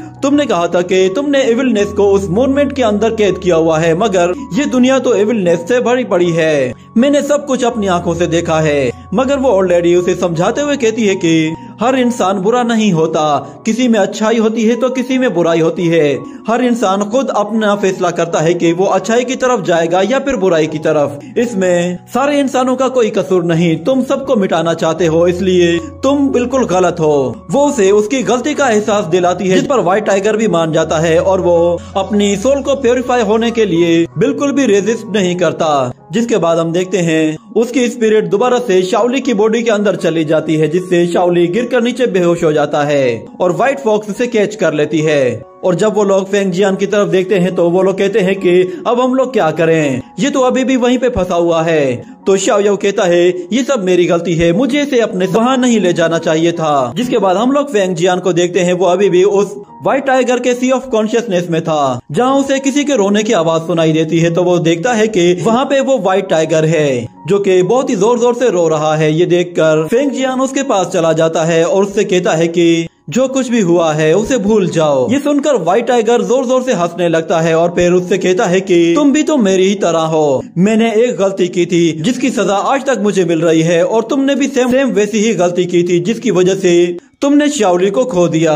इसका मतलब है कि इविलनेस तुम्हारे अंदर भी है। ये सुनकर फेंग जियान कहता है तुम क्या बकवास कर रहे हो, मेरे अंदर कोई इविलनेस नहीं है। जिसके बाद अचानक से वो व्हाइट टाइगर फी यान में बदल जाता है और फी यान उससे कहती है कि तुम्हारी वजह से हम लोग मारे गए, अगर तुमने उस आदमी को जिंदा ना छोड़ा होता तो शायद आज हम लोग भी जिंदा होते और शाओली का ये हाल ना होता। ये बातें फेंग जियान को बिल्कुल दिल पे लगती हैं और उसे यकीन आने लगता है कि जैसे जो कुछ भी हुआ है वो सब कुछ उसी की वजह से हुआ है और यहीं से उस एविल स्पिरिट को उसे कंट्रोल करने में मौका मिल जाता है। जिसके बाद वो उसके दिमाग में और भी ज्यादा ऐसे ख्यालात डालना शुरू कर देती है। और दूसरी तरफ वो कहता है मुझे इसे अपने साथ वहाँ नहीं ले जाना चाहिए था, मगर अब मेरे पास सिर्फ एक ही ऑप्शन है, मुझे दोबारा से वहाँ जाना होगा। ये सुनकर फॉक्स गर्ल कहती है कि इससे तुम्हें खुद नुकसान हो सकता है, मगर वो कहता है कि कुछ पाने के लिए कुछ खोना पड़ता है। ये कहने के बाद वो दोबारा से उस व्हाइट टाइगर की मेमोरीज में जाता है तो वो देखता है कि फेंग जियान वहाँ पे एक जगह खड़ा हुआ है। तो वो भागते हुए उसके पास जाता है और उसे होश में लाने की कोशिश करता है, मगर फेंग जियान वो अपने पास्ट की मेमोरीज को देख रहा होता है, जिसमें वो देखता है कि फी यान गर्ल शाओली को लेकर भागते हुए कहीं जा रही होती है और उसके पीछे कुछ लोग पड़े होते हैं। वो भागते भागते एक बंद गली में आ जाती है जहाँ पे वो वॉरियर्स आकर उसका रास्ता रोक लेते हैं और जैसे उस पे हमला करने के लिए जाते हैं तो बीच में फेंग जियान कुछ पत्थर उनकी तरफ फेंकता है, जिसकी वजह से वो लोग फिसल कर नीचे गिर जाते हैं और फेंग जियान उन लोगों को लेकर वहाँ से भाग जाता है। और फिर अगले सीन में फेंग जियान देखता है कि फी यान को मारने वाले जितने भी लोग थे उन्हें फेंग जियान ने मार दिया था, मगर उनमें से एक वॉरियर अभी भी जिंदा था, जिसे वो जिंदा देखकर छोड़ देता है। मगर यहीं पे वो गलती कर जाता है। वही वॉरियर अपने साथियों को लेकर दोबारा से फी यान के पीछे जाता है और हम लोग देखते हैं कि वो शाओली को लेकर जंगल में तेजी से भाग रही होती है और दोनों भाग भाग कर थक चुके होते हैं। जैसे ही शाओली थक कर नीचे गिरता है तो एक स्वॉर्ड तेजी से उसकी तरफ आ रही होती है, मगर फी यान उसके आगे आ जाती है, जिसकी वजह से वो स्वॉर्ड उसकी बॉडी के आर पार हो जाती है और उसका खेल वहीं खत्म हो जाता है। और उसके मरने के बाद वहाँ पे फेंग जियान आता है तो वो आते साथ ही उन लोगों पे हमला कर देता है और एक एक करके उन्हें बहुत ही बुरे तरीके से मारता है, मगर उसे आने में बहुत देर हो गई थी क्योंकि फी यान के बचने की अब कोई भी उम्मीद नहीं थी। फी यान उसे कहती है कि शाओली को लेकर यहाँ से चले जाओ, मगर वो कहता है कि शाओली वो तो मुझे देखना भी नहीं चाहता होगा। शाओयू उसे होश में लाने की पूरी कोशिश कर रहा था, मगर वो एविल एनर्जी उस पर हावी होती जा रही थी। जिसके बाद फेंग जियान देखता है कि उसे शाओली के रोने की आवाज सुनाई दे रही है तो वो उसके पास चला जाता है और वो देखता है कि शाओली एक जगह पड़ा हुआ है और रो रहा है। ये देखकर उसे अपने ऊपर बहुत ज्यादा गुस्सा आता है और वो कहता है कि ये सब कुछ मेरी वजह से हुआ है, मुझे उस लड़के को जिंदा नहीं छोड़ना चाहिए था, मुझे सबको मार देना चाहिए था। वो गुस्से में जोर जोर से चिल्लाने लगता है। ये देखकर शाओयाओ उसका हाथ पकड़ता है और उसे अपने साथ पकड़कर जबरदस्ती भगाते हुए वहाँ से बाहर ले जाने की कोशिश करता है। और इसी के साथ ये एपिसोड यहीं पे ही एंड हो जाता है। तो एपिसोड की शुरुआत होती है और हमें दिखाया जाता है कि शाओयाओ फेंग जियान को पकड़कर एक पोर्टल से बाहर ले आता है, जिसके बाद हमें दिखाया जाता है कि फेंग जियान उस एविल स्पिरिट के असर से भी बाहर निकल आता है और वो लोग देखते हैं कि वो लोग दोबारा से शाओली की मेमोरी में आ गए हैं और शाओली के सामने एक वुल्फ खड़ा हुआ है जो कि उसे खाने के लिए आगे बढ़ रहा होता है। इतने में अचानक ग्रैनी वहाँ पे पहुँच जाती है और उस वुल्फ को पीछे धकेल देती है। ये देखकर वो वुल्फ ग्रैनी पर ही झपट पड़ता है और उसे मारने की कोशिश करता है, मगर इतने में वहाँ पे एक और लड़का आ जाता है और अपने क्लीवर की मदद से उस वुल्फ को ग्रैनी के ऊपर से हटा देता है और शाओली से कहता है कि ग्रैनी के ब्लड को रोकने के लिए जल्दी से नेचुरल हर्ब्स को जमा करो। ये सुनते ही शाओली फौरन से नेचुरल हर्ब्स को जमा करने के लिए भाग जाता है और इस तरफ वो वुल्फ उस लड़के पर दोबारा से हमला करने की कोशिश करता है तो वो लड़का अपने क्लीवर की मदद से दोबारा से उसे जख्मी कर देता है और यहाँ पे शाओली को वो नेचुरल हर्ब्स मिल जाती हैं, जिस पर वो सबको जमा कर लेता है और वापस आने लगता है। और इस तरफ वो वुल्फ उस लड़के को देखकर डर के मारे वहाँ से दुम दबा के भाग जाता है, मगर इतने में ग्रैनी उससे कहती है कि मेरे बेटे व्हाइट टाइगर को ढूंढो और उसे वापस विलेज लेकर जाओ। ये कहने के बाद लड़का ग्रैनी का सामान उठा लेता है और इतने में व्हाइट टाइगर भी वहाँ पे पहुँच जाता है और वो उस लड़के को देख लेता है। और शाओली जब वहाँ पे पहुँचता है तो वो देखता है कि उसकी आंखों के सामने व्हाइट टाइगर ने उसके ही भाई को मार दिया है। ये देखकर वो फौरन से बेहोश हो जाता है और अगले सीन में हम लोग शाओली की एक और मेमोरी में आते हैं जहाँ पे हम देखते हैं कि वो वहीं पे जंगल में पड़ा हुआ रो रहा होता है और कह रहा होता है कि सब कुछ मेरी वजह से हुआ है, अगर मैं उस दिन जल्दी पहुंच जाता तो शायद व्हाइट टाइगर मेरे भाई को ना मारता। इतने में फेंग जियान वहाँ पे आता है और उससे कहता है कि शाओली होश में आओ, इसमें तुम्हारा कोई कसूर नहीं है, हमें अब घर जाना है। ये कहने के बाद ये सीन यहीं पे कट होता है। अगले सीन में हम लोग देखते हैं कि फेंग जियान और शाओली दोनों ही एक जगह पर आग जलाकर बैठे हुए होते हैं। फेंग जियान को असल में नींद आ गई थी, जिसके बाद जब शाओली की आंख खुलती है तो वो देखता है कि वो अपने भाई फेंग जियान के साथ है। ये देखकर वो काफी खुश होता है और कहता है कि ब्रदर, सिस्टर की जान आपकी वजह से नहीं गई थी, न ही मेरी वजह से वो मरी हैं, बल्कि वो तो उन लोगों की नफरत की वजह से मारी गई। सिस्टर हमेशा चाहती थी कि हम लोग अच्छे रास्ते को चुने और अच्छाई के रास्ते पर ही चलें। आपको याद होगा कि आपने सिस्टर से वादा किया था कि आप मुझे वापस विलेज लेकर जाएंगे। मैं वापस अपने घर जाना चाहता हूँ। फेंग जियान शाओली की ये वाली मेमोरी देखकर काफी ज्यादा इमोशनल हो जाता है और कहता है कि मैं तुम्हें वापस घर जरूर लेकर जाऊंगा। ये कहने के बाद वो लोग उस चाओज स्पेल से बाहर आते हैं और दोनों ही अपनी आंखें खोलकर देखते हैं कि शाओली होश में आ चुका है और उसके बालों का कलर पूरी तरह से चेंज हो गया है। उसे सही सलामत देखकर फेंग जियान काफी खुश होता है और उसके करीब आकर बैठ जाता है और अपना हाथ जैसे ही उसकी तरफ आगे बढ़ाता है तो शाओली से कहता है कि मैं व्हाइट टाइगर हूँ। ये सुनकर फेंग जियान को थोड़ा सा झटका लगता है, मगर फिर शाओली कहता है कि मैं टाइगर होने के साथ साथ शाओली भी हूँ। ये सुनकर फेंग जियान दोनों को ही एक ही बॉडी में एक्सेप्ट कर लेता है और उन्हें गले लगा लेता है। जिसके साथ ये सीन यहीं पे कट होता है। अगले सीन में हमें एक पानी के अंदर एक क्रिस्टल को दिखाया जाता है। उसके आसपास पानी में बहुत ज्यादा मूवमेंट होने लगी थी और इतने में वो दो इमोर्टल्स भी वहीं पे आ जाते हैं। जिसके बाद वो वॉरियर जैसे ही उस क्रिस्टल की तरफ आगे बढ़ता है तो अचानक कोई उस पे हमला करके उसे पीछे धकेल देता है और हमें दिखाया जाता है कि वहाँ पे वही डीमन आ गया था और वो उन लोगों से कहता है कि अच्छा तो इस क्रिस्टल ने तुम लोगों को भी अपनी तरफ खींच ही लिया। ये कहने के साथ ही वो उस इमोर्टल वॉरियर को लड़ाई के लिए चैलेंज करता है। जिसके बाद वो दोनों ही लड़ने के लिए तैयार हो जाते हैं और जैसे उनके बीच में फाइट शुरू होती है तो उससे बहुत ही पावरफुल एनर्जी वेव्स रिलीज हो रही होती हैं। ये देखकर वो लड़की उन्हें रोकने के लिए अपनी पावर का इस्तेमाल करना शुरू करती है और यहाँ पे वो इमोर्टल वॉरियर अपनी लाइटनिंग पावर को भी यूज करना शुरू करता है, मगर उसकी लाइटनिंग उस डीमन का कुछ भी नहीं बिगाड़ पा रही थी। वो डीमन बहुत ही तेजी से उससे बचते हुए उसके बिल्कुल करीब पहुंच जाता है, मगर अचानक बीच में पानी की एक बहुत बड़ी लहर आ जाती है जो कि उस डीमन को बीच में रोक देती है और हमें दिखाया जाता है कि वो पानी की लहर असल में उस लड़की ने क्रिएट की थी। वो उन दोनों की लड़ाई को रोकना चाहती थी, मगर वो डीमन पानी को बीच में से ही काट कर दो अलग डायरेक्शन की तरफ मूव कर देता है और उस लड़के पे दोबारा हमला करता है, जिसे वो बहुत ही आसानी से रोककर उसकी सोट पे पैर रखकर हवा में ऊपर चला जाता है और उस डीमन से कहता है कि लगता है कि मुझे अपने लाइटनिंग स्किल्स को और भी ज्यादा स्ट्रॉन्ग बनाना होगा। ये कहकर वो जैसे ही लाइटनिंग अटैक करता है तो वो डीमन उससे कहता है कि बहुत ही शर्म की बात है, तुम्हारे अटैक बहुत ही ज्यादा स्लो हैं। ये कहकर वो डीमन तेजी से उस क्रिस्टल के पास जा पहुंचता है और वो वॉरियर भी उसमें पीछे से हमला करने के लिए आता है, जिस पर वो दोनों ही अपने वेपन्स एक दूसरे की तरफ सीधा कर लेते हैं। मगर अचानक से बीच में उस लड़की का एक रिबन आ जाता है जो कि उन दोनों को फाइट करने से रोकता है और वो लड़की उन दोनों कहती है कि तुम दोनों बिल्कुल बेवकूफ हो। ये कहने के बाद अगले सीन में हम देखते हैं वो दोनों उस लड़की के पास आकर खड़े हो जाते हैं और वो डीमन उनसे कहता है कि मुझे बताओ तुम क्या चाहते हो। ये सुनकर वो लड़की उससे पूछती है कि मुझे ये बताओ कि आजकल डीमंस बहुत ज्यादा मूवमेंट्स कर रहे हैं, आखिर तुम लोग क्या तलाश कर रहे हो। ये सुनकर वो डीमन थोड़ी देर सोचने लगता है और फिर कहता है कि नहीं, हम लोग कुछ भी नहीं ढूंढ रहे हैं। ये सुनकर वो लड़की उससे कहती है कि इमोर्टल्स और डीमंस की लड़ाई को 500 साल हो चुके हैं और मैं नहीं चाहती कि ये जंग दोबारा शुरू हो। और वो सेलेशियल वॉरियर कहता है कि उम्मीद है कि ये लड़ाई सिर्फ हम दोनों के बीच में ही रहेगी। ये सुनकर वो डीमन कहता है कि ठीक है। ये कहकर वो वहाँ से जाने ही लगता है कि वो सेलेशियल वॉरियर उससे कहता है ये ग्रीन क्रिस्टल यहाँ के माउंटेन की जियोग्राफी से रिलेटेड है, इसलिए बेहतर यही है कि तुम इसे मत छुआ करो। ये सुनकर वो डीमन कहता है मैं इतना लालची भी नहीं हूँ। ये कहकर वो वहाँ से गायब हो जाता है और फिर दूसरी तरफ हमें दिखाया जाता है शाओ याओ को, जो कि बर्फ में एक जगह उदास बैठा हुआ होता है। इतने में फॉक्स गर्ल उसके पास आ जाती है और उससे कहती है कि तुम यहाँ पे अकेले क्यों बैठे हो और तुम क्या सोच रहे हो। ये सुनकर शाओ याओ उससे कहता है कि मैं तो बस यहाँ की खूबसूरती के बारे में सोच रहा हूँ, ये आसमान कितना खूबसूरत है और ये जगह कितनी पीसफुल है। ये सुनकर वो लड़की कहती है कि कुछ भी हो जाए मैं तुम्हें अच्छे से जानती हूँ कि तुम ये सब कुछ नहीं सोच रहे, तुम्हारे दिमाग में कुछ और ही चल रहा है। क्या तुम अभी भी शाओली के बारे में सोच रहे हो। तो शाओ याओ कहता है कि हम लोग चेंगआन सिटी से इतनी दूर तक यहाँ पे आए हैं, हम लोगों ने न जाने कितनी मुश्किलों का सामना किया है, उसके बावजूद भी हम लोग शाओली को नहीं बचा पाए। ये सुनकर फॉक्स गर्ल कहती है कि तुमने जो कुछ भी किया है वो बहुत ही अच्छा किया है, तुमने न सिर्फ शाओली को बचाया है बल्कि तुमने व्हाइट टाइगर को भी बचा लिया है और वो दोनों एक ही बॉडी में बहुत ही खुश होंगे।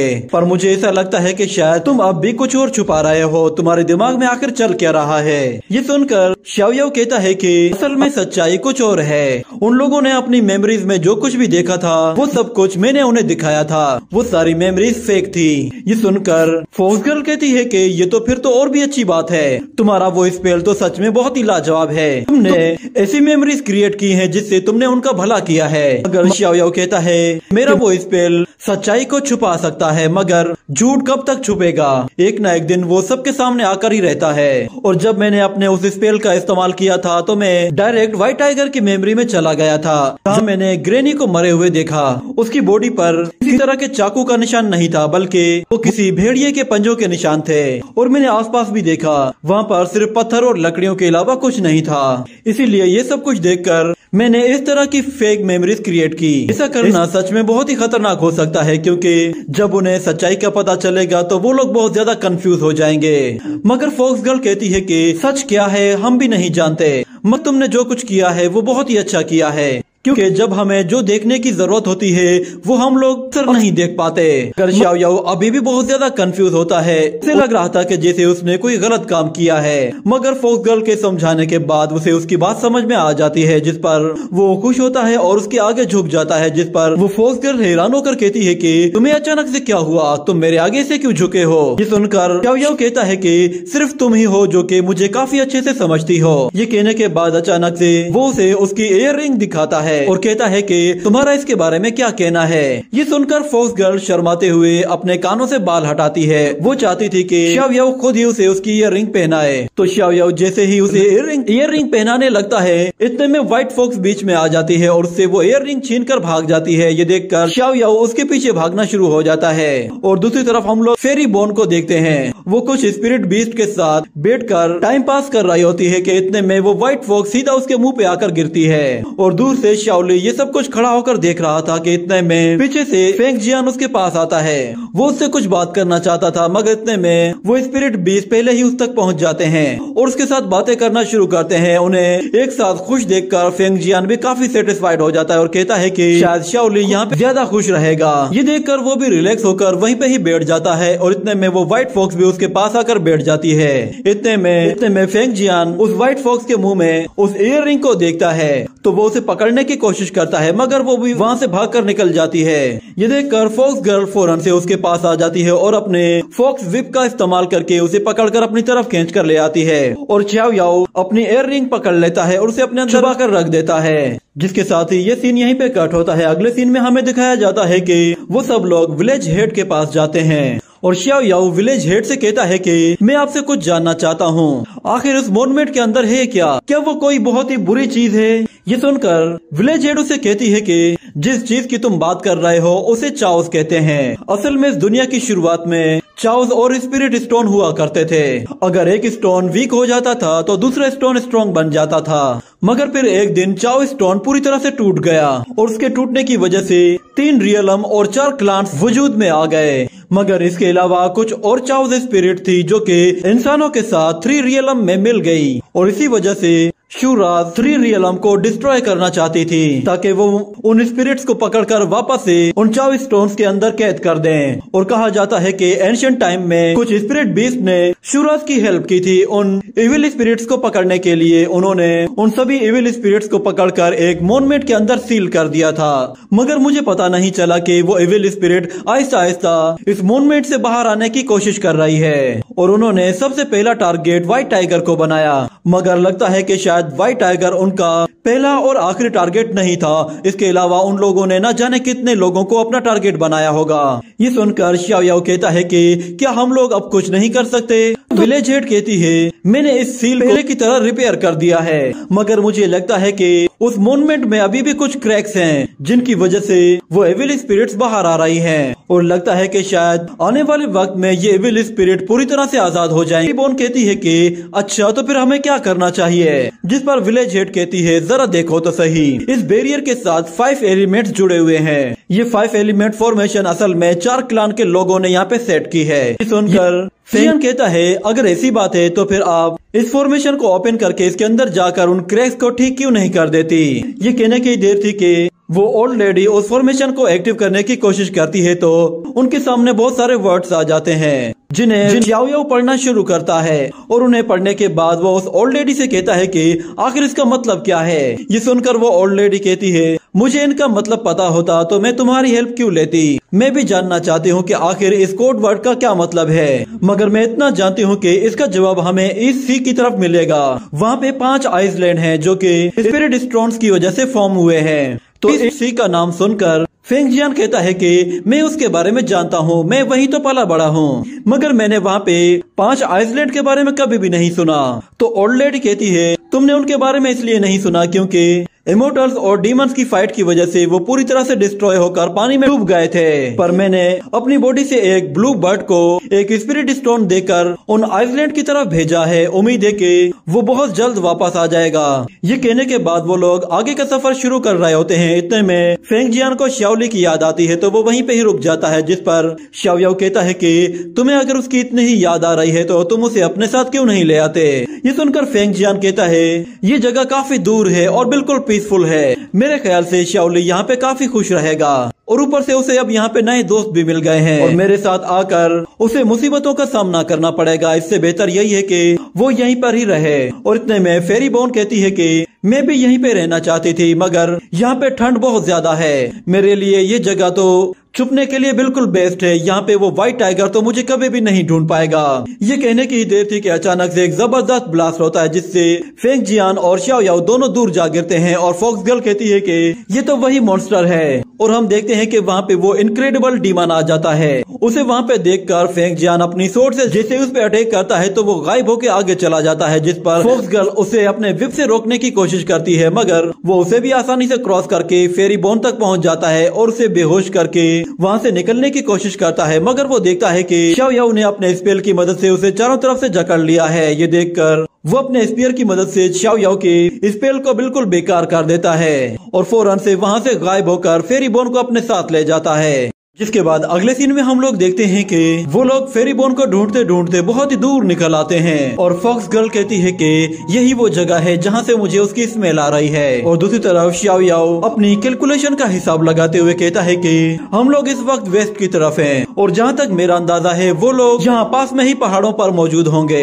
उनके सामने फिनिक्स माउंटेन मौजूद होता है, जिसे देखकर उन्हें शक होता है कि शायद वो लोग फेरी बोन को वहीं पर ले गए होंगे। और xiao yao कहता है, ये तो वो जगह है जहाँ पे वो स्पिरिट बीस्ट बने थे, आखिर वो लोग यहाँ पे क्या करने आए होंगे। तो फॉक्स गर्ल कहती है, मैंने तो इतना सुना है कि डीमन क्लान का कोई बहुत ही पावरफुल बंदा इस जगह कैद है। जिस पर xiao yao कहता है कि अच्छा, तो उन लोगों ने फेरी बोन को शायद उस शख्स के लिए पकड़ा होगा क्योंकि वो लोग रिवाइटलाइजेशन प्रोजेक्ट के लिए उसे यूज करना चाहते हैं। और फिर हमें उस माउंटेन का सीन दिखाया जाता है जिसके अंदर एक बहुत बड़ी गुफा होती है और वहीं पे हमें बहुत सारे बुल डीमंस को भी दिखाया जाता है। उनके आगे वो टाइगर डीमन और डीमन युआन लोंग भी होता है। इतने में 2 बुल डीमंस तेजी से भागते हुए एक बैरियर को तोड़ने की कोशिश करते हैं, मगर वो बैरियर उन्हें वापस पीछे उछाल फेंकता है। ये देखकर टाइगर कहता है कि तुमसे ये नहीं होगा, मुझे करने दो। वो जैसे ही जाकर अपने उस आयरन रोड से उस पर अटैक करता है तो उस शील्ड पर कोई भी असर नहीं होता, उल्टा वो उस टाइगर को भी पीछे धकेल देती है। ये देखकर फेरी बोन हंसते हुए कहती है कि इस बैरियर को सिर्फ वही तोड़ सकता है जिसके अंदर 9 बुल्स और 2 टाइगर्स की पावर हो। ये बात टाइगर को बहुत बुरी लगती है, जैसे उसने उसकी बेइज्जती की हो। ये सुनकर वो बहुत ही गुस्से में आकर अपनी पूरी ताकत का इस्तेमाल करते हुए एक बहुत ही जबरदस्त अटैक करता है, जिससे एक जबरदस्त एनर्जी रिलीज होती है। मगर एक हल्के से क्रैक के अलावा उस शील्ड पे और कोई फर्क नहीं पड़ा था। ये देखकर फेरी बोन और बाकी बुल डीमंस भी हंसना शुरू कर देते हैं, जिस पर टाइगर गुस्से में आकर कहता है कि तुम लोगों को ये बात फनी लग रही है। ये कहने की देर थी कि अचानक से उन्हें कुछ आवाज सुनाई देती है। वो शील्ड पूरी तरह से क्रैक होना शुरू हो जाती है और देखते ही देखते उस शील्ड के पूरी तरह से डिस्ट्रॉय होने के साथ एक बहुत बड़ा फिनिक्स बर्ड बाहर निकल आता है। वो इतनी जोर से चिल्लाता है कि सारे ही डीमंस को अपने कान अपने ही हाथों से बंद करने पड़ते हैं। ये देखकर युआन लोंग उस पे अटैक करने के लिए आगे बढ़ता है, पर बीच में एक और वेपन आता है जो कि सीधा उस फिनिक्स बर्ड को हिट करता है और उसके हिट करने के साथ ही वो फिनिक्स पूरी तरह से डिस्ट्रॉय हो जाता है। वो वेपन असल में एक लड़के का था जो कि उन लोगों की लीडर थी। वो उन सब से आगे चलने के लिए कहती है। सारे ही डीमंस उसके पीछे पीछे आगे बढ़ना शुरू हो जाते हैं और एक जगह वो लोग एक खतरनाक जगह को क्रॉस कर रहे होते हैं जहाँ से गुजरने की बहुत ही छोटी सी जगह थी। वहाँ से गुजरते हुए एक बुल कहता है कि आखिर ये क्या जगह है। दूसरा उसे बताता है कि क्या तुम इसके बारे में नहीं जानते, जिस जगह हम लोग मौजूद हैं इस जगह को फीनिक्स केव कहते हैं। कहा जाता है कि आज से 500 साल पहले फेमस क्लान के लोगों ने यहाँ पे एक बहुत ही जबरदस्त जंग लड़ी थी और उस जंग में एक फीनिक्स और एक पावरफुल ड्रैगन अपनी पूरी ताकत के साथ उन 4 क्लान के लोगों की हेल्प करते हैं और उनकी हेल्प की वजह से ही वो लोग इविल स्पिरिट को हराने में कामयाब हुए थे। मगर इस लड़ाई के नतीजे में वो फीनिक्स बर्ड और वो ड्रैगन दोनों ही अपनी जान की बाजी हार गए थे और उन दोनों का साइज और वेट इतना ज्यादा होने की वजह से कोई भी उन्हें वहाँ से एक जगह से दूसरी जगह नहीं ले जा सका, जिसकी वजह से उन्हें वहीं पे ही छोड़ दिया गया और तब से लेकर आज तक वो लोग इन गुफाओं में ही दफन हैं। पर हमें जरा धीरे से बात करनी चाहिए, कहीं लीडर को हमारी बात सुनाई न दे। ये कहने की देर थी कि वो लड़की उनकी तरफ पलट कर देखती है, जिस पर वो बुल काफी डर जाता है और जैसे ही आगे बढ़ता है तो अचानक उसका पैर फिसलता है और वो अपने आगे वाले को पकड़ता है, जिसकी वजह से वो भी गिरने लगता है और एक एक करके वो एक दूसरे को गिराते हुए सीधा खाई में गिर रहे थे। मगर अचानक से वो गर्ल अपने वेपन के जरिए उन्हें खुद ही धक्का देकर नीचे गिरा देती है, जिस पर टाइगर गुस्से में आकर उसके वेपन को पकड़ लेता है और कहता है कि ये क्या हरकत कर रही हो तुम। और दूसरी तरफ युआन लोंग ने भी उसका हाथ पकड़ा हुआ होता है, जिस पर वो लड़की कहती है अगर मैं ये ना करती तो हम सब के सब मारे जाते। इसके बाद वो लोग आगे बढ़ जाते हैं और यहाँ पे फेंग जियान और xiao jiao उस गुफा की तरफ आते हैं तो वो देखते हैं कि वहाँ पे पहले से ही कुछ गार्ड्स खड़े हुए हैं। मगर इतने में अचानक उन्हें फॉक्स गर्ल की आवाज सुनाई देती है तो वो पीछे पलट कर देखते हैं तो फेंग जियान को वहाँ पे एक बुल डीमन दिखाई देता है, जिसे मारने के लिए वो जैसे ही आगे बढ़ता है तो xiao jiao उसे पकड़कर रोक लेता है, जिस पर वो कहता है कि ये तुम क्या कर रहे हो। तो xiao jiao कहता है जरा गौर से देखो, ये फॉक्स गर्ल है। और फॉक्स गर्ल उन्हें देखकर इस तरह शर्मा रही होती है कि बस सुभान अल्लाह। उसे उस हुलिये में देखकर फेंग जियान भी काफी डर जाता है और कहता है कि तुमने ये किस तरह की ट्रिक यूज की है। तो फॉक्स गर्ल कहती है शायद तुम्हें इसके बारे में नहीं मालूम। वो उन्हें कुछ पेपर स्पेस दिखाती है और कहती है कि इनकी मदद से तुम अपने आप को ट्रांसफॉर्म कर सकते हो।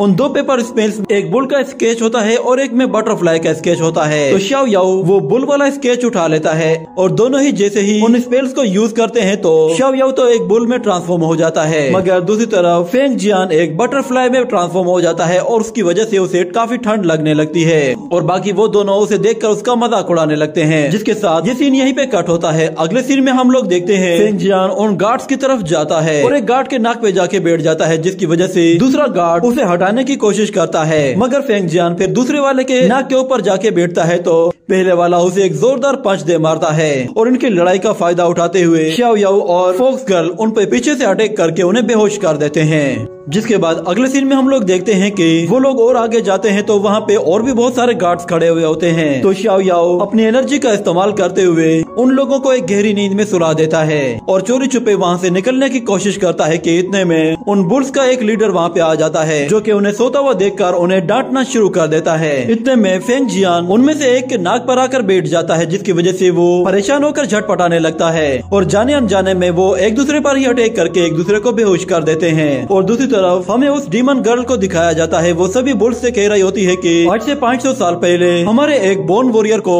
एक हेवनली गॉड ने पूरी तरह से डिस्ट्रॉय कर दिया था और उसकी सोल को इस फीनिक्स केव के बिल्कुल टॉप में सील किया हुआ है। और दूसरी तरफ xiao jiao और फॉक्स गर्ल आपस में बातें करते हुए कहते हैं कि ये लोग फेरी बोन का इस्तेमाल करके उन सेलेशियल गॉड से बदला लेना चाहते हैं। और फिर फेंग जियान ऊपर से उड़ते हुए देखता है कि फेरी बोन वहाँ पे एक जगह बंधी हुई है और वो डीमंस कहते हैं कि आखिरकार 500 साल के बाद हमारा डीमन लीडर दोबारा से जिंदा होगा। ये कहने के साथ ही वो सारे ही बुल्स जैसे ही आगे बढ़ते हैं तो हम देखते हैं कि आगे बहुत बड़े जायंट और अर्थ वॉरियर्स मौजूद होते हैं, जो कि उन डीमंस के आगे आते ही फौरन से बाहर निकल आते हैं। उनका साइज और उनका वेट इतना ज्यादा होता है कि उनकी वजह से वो पूरी जमीन हिलने लगती है। ये देखकर वो सारे ही डीमंस आहिस्ता आहिस्ता पीछे भागने लगते हैं, क्योंकि वो जायंट मॉन्स्टर्स उन सभी डीमंस को अपने पैरों तले कुचल रहे होते हैं। और xiao jiao वहाँ पे फेरी बोन को देखते ही अपना सीलिंग स्पेल का इस्तेमाल करना शुरू करता है, मगर अचानक वो देखता है कि वो डीमन गर्ल भी सीलिंग स्पेल का इस्तेमाल कर रही है। वो अपने सीलिंग स्पेल से पूरी जमीन को कवर कर लेती है और सभी बुल डीमन से कहती है कि कोई भी यहाँ से बाहर नहीं जाएगा। जिसके बाद xiao jiao देखता है कि उसने अपने कान में सेम वैसी ही ईयर रिंग पहनी है जैसी उसके पास पहले मौजूद थी। और वो डीमन गर्ल युआन लोंग से कहती है कि मुझसे अब और सब्र नहीं होता, जाओ और जाकर इन जायंट मॉन्स्टर्स को डिस्ट्रॉय कर दो।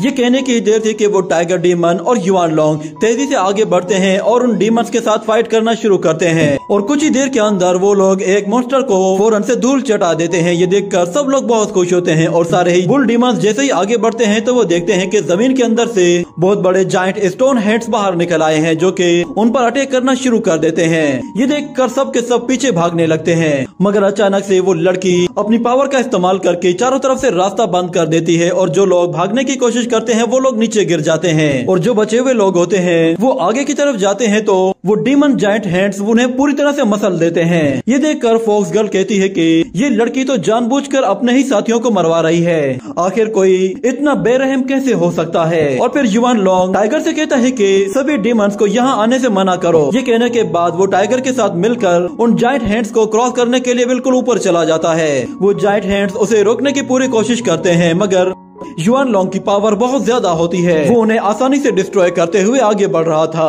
और जैसे ही वो उस अर्थ डीमन के पास पहुंचता है तो अपना स्पीयर थ्रो करके सीधा उसके फोरहेड पे घुसा देता है और फिर तेजी से पास पहुंचकर एक जोरदार किक के साथ उस स्पीयर के साथ उस अर्थ वॉरियर के फेस को डिस्ट्रॉय कर देता है। मगर वो देखता है कि उसका हेड तो दोबारा से रीजनरेट हो गया है। और इस तरफ ये डीमन गर्ल उन बुल डीमन से कहती है कि क्या तुम्हें अपनी मौत से डर लग रहा है, चलो फिर मैं तुम्हारा ये डर खत्म कर देती हूँ। ये कहने के साथ वो उन डीमंस को एक गहरी खाई में नीचे गिरा देती है। ये देखकर टाइगर डीमन गुस्से में उससे कहता है कि आखिर तुम अपने काम के लिए कितने लोगों की बलि चढ़ाओगी। ये सुनकर वो लड़की कहती है मैंने 500 साल इंतजार किया है, मैं इस मौके को हाथ से जाने नहीं दूंगी। टाइगर डीमन अपने सारे साथियों की जान बचाने की कोशिश कर रहा था और वो उस लड़की से कहता है कि अगर तुमने सबकी बलि चढ़ा दी तो अपने लीडर को दोबारा जिंदा करने का भी कोई फायदा नहीं होगा। और दूसरी तरफ हमें दिखाया जाता है युआन लोंग को। युआन लोंग एक अर्थ डीमन के साथ फाइट कर रहा था और वो अर्थ डीमन गलती अपने ही एक हाथ को डिस्ट्रॉय कर देता है, जिस पर युआन लोंग देखता है कि उसका हाथ दोबारा से रीजनरेट नहीं हुआ, जिस पर उन्हें समझ में आ जाता है कि ये डीमन सिर्फ खुद को खुद ही डिस्ट्रॉय कर सकते हैं। और वो डीमन गर्ल उनसे कहती है कि इनकी पावर को यूज करके इन्हें ही डिस्ट्रॉय करो। ये सुनते ही युआन लोंग और टाइगर डीमन तेजी से उन लोगों की तरफ आगे बढ़ते हैं और जैसे ही उन पे हमला करने वाले होते हैं तो वो जायंट मॉन्स्टर उन्हें कुचलने की कोशिश करते हैं, मगर वो दोनों ही उनके अटैक से बचते हुए उन्हें एक दूसरे के करीब लाने की कोशिश करते हैं। और वो लोग जब एक दूसरे के बेहद करीब पहुंच जाते हैं तो युआन लोंग और टाइगर डीमन दोनों ही उनके बिल्कुल ऊपर आ जाते हैं। ये देखकर वो डीमंस उन्हें पंच मारने की कोशिश करते हैं, मगर इतने में वो टाइगर डीमन और युआन लोंग दोनों ही एक पोर्टल बनाकर गायब हो जाते हैं और उन दोनों अर्थ वॉरियर्स के पंचेस एक दूसरे के ही फेस से टकरा जाते हैं, जिससे उन दोनों की बॉडीज पूरी तरह से डिस्ट्रॉय हो जाती हैं। और फिर हमें दिखाया जाता है वो टाइगर डीमन अपने बुल साथियों के पास आता है, उन्हें उनकी मौत पे बहुत ज्यादा दुख हो रहा होता है। और दूसरी तरफ शाओ याओ और फॉक्स गर्ल के स्पेल का टाइम खत्म हो जाता है, जिसकी वजह से वो लोग वापस से रियल फॉर्म में आ जाते हैं। ये देखते ही सारे डीमंस उन्हें चारों तरफ से घेर लेते हैं और वो डीमन गर्ल उनसे आकर कहती है कि कौन हो तुम लोग। उन डीमंस को वहाँ पे देखकर वो लोग फौरन से वहाँ से भागने की कोशिश करते हैं, मगर वहाँ हर तरफ बुल डीमंस मौजूद होते हैं जिनसे लड़ने के लिए फॉक्स गर्ल को अपने विप का इस्तेमाल करना पड़ता है। ये देखकर वो डीमन गर्ल अपने वेपन से उन पे अटैक करती है तो वो लोग उसके अटैक से अपने आप को बचा लेते हैं, मगर फेंग जियान मौके का फायदा उठाते हुए फेरी बोन की चेन्स को उस डीमन गर्ल के वेपन से आसानी से काट देता है और उसे डीमन से बचाने के लिए वो लोग वहाँ से कूदकर थोड़ा सा आगे चले जाते हैं। और फिर फेंग जियान फेरी बोन को उठाकर वहाँ से तेजी से भागने की कोशिश करता है। उसके सामने जितने भी डीमंस आते हैं वो उनसे बचते बचाते तेजी से वहाँ से दूर जा रहा होता है। इतने में फॉक्स गर्ल अपने विप को उसकी तरफ फेंकती है, जिसे पकड़कर वो लोग वापस से उनके करीब आने लगते हैं। देखकर वो डीमन गर्ल अपने उस वेपन की मदद से ऊपर मौजूद बड़े बड़े पत्थरों को नीचे गिराना शुरू कर देती है, जिसकी वजह से फेंग जियान एक बड़े पत्थर से टकरा जाता है और फेरी बोन वहाँ से काफी दूर उड़ते हुए जा रही होती है। इतने में युआन लोंग उसके सामने आकर उसे पकड़ लेता है। ये देखकर फॉक्स गर्ल और शाओ याओ तेजी से उनकी तरफ आगे बढ़ने लगते हैं और अपने सामने आने वाले सभी डीमंस का खेल तमाम कर देते हैं। और जब फेंग जियान उन लोगों को भागते हुए देखता है तो वो भी तेजी से उन लोगों के साथ भागना शुरू कर देता है। ये देखकर वो डीमन गर्ल अपनी पावर का इस्तेमाल करके उनके सामने मौजूद सारे ही पत्थरों को तोड़कर उन्हें गिराने की कोशिश करती है, मगर फेंग जियान और फॉक्स गर्ल कूदकर दूसरी तरफ चले जाते हैं और शाओ याओ अकेला ही पीछे रह जाता है। उसके हाथ में फेंग जियान की सोड आ जाती है, जिसके बाद शाओ याओ उस डीमन गर्ल की तरफ देखकर कहता है कि तुम्हें क्या लगता है कि तुम अकेली ही सीलिंग पावर का इस्तेमाल कर सकती हो। ये सुनकर वो डीमन गर्ल अपनी पावर से उन सारे ही पत्थरों को नीचे गिराने लगती है, जिस पर शाओ याओ उससे बचकर बहुत ही आगे निकल आता है। शाओ याओ जैसे ही अपने फैन का इस्तेमाल करता है तो वो लड़की अपनी पावर से उसे रोकने की कोशिश करती है, मगर उसका हाथ फ्रीज होने लगता है। जिसके बाद वो गुस्से में आकर शाओ याओ पर एक जबरदस्त अटैक करती है, जिसे वो रोकने की कोशिश करता है तो उसके हाथ से वो स्वॉर्ड छूटकर दूर जा गिरती है और वो लड़की उस पर एक के बाद एक अटैक किए जा रही होती है, जिससे बचते हुए शाओ याओ उससे दूर हट जाता है। मगर वो लड़की अपना वेपन दोबारा उसकी तरफ थ्रो करती है, जिसे शाओ याओ आसानी से डॉज कर लेता है। मगर वो लड़की उसके बिल्कुल करीब पहुंचकर उस पर एक के बाद एक अटैक करना शुरू कर देती है और वो लोग लड़ते लड़ते एक पहाड़ के बिल्कुल किनारे पे आ पहुंचते हैं, जहाँ पे शाओ याओ दोबारा से उस सोर्ड को उठा लेता है और वो लड़की जैसे ही उस पर उस वेपन से अटैक करती है तो शाओ याओ उसे सोर्ड से रोकने की कोशिश करता है। मगर उन दोनों की पावर की वजह से वो पहाड़ी किनारा पूरी तरह से टूट जाता है और दोनों ही नीचे गिरने लगते हैं। मगर इतने में फॉक्स गर्ल अपने विप से शाओ याओ को पकड़ लेती है और फिर शाओ याओ उस लड़की को पकड़ लेता है, जिस पर वो लड़की काफी हैरान होती है और फिर फॉक्स गर्ल उन दोनों को एक साथ ही ऊपर उठा लेती है। ये देखकर फेंग जियान शाओ याओ से कहता है कि अच्छा हुआ कि तुम सही सलामत वापस आ गए, मगर उस लड़की को बचाने की क्या जरूरत थी। ये सुनकर वो डीमन गर्ल कहती है मुझे तुम लोगों की मदद की कोई जरूरत नहीं। मगर शाओ याओ कहता है कि मैंने तुम्हें बचाया है तो इसलिए अब तुम लोग फेरी बोन को भी आजाद कर दो। ये सुनकर डीमन गर्ल कहती है कि तो तुम लोग यहाँ पे इस लड़की को बचाने के लिए आए हो, मैं इसे छोड़ दूंगी मगर इससे पहले हमें उस वारलॉर्ड को हराना होगा। ये कहने के बाद वो सब के सब एक साथ आगे बढ़ने लगते हैं। उनके सामने एक और वारलॉर्ड खड़ा हुआ था जिसके 3 सिर थे, मगर वो उन लोगों को वहाँ पे देखकर कोई भी मूवमेंट नहीं करता। और फिर युवान लॉन्ग उन लोगों से कहता है तुम लोगों को फेरी बोन चाहिए तो उसके लिए तुम्हें हमारे साथ मिलकर इनसे लड़ना होगा।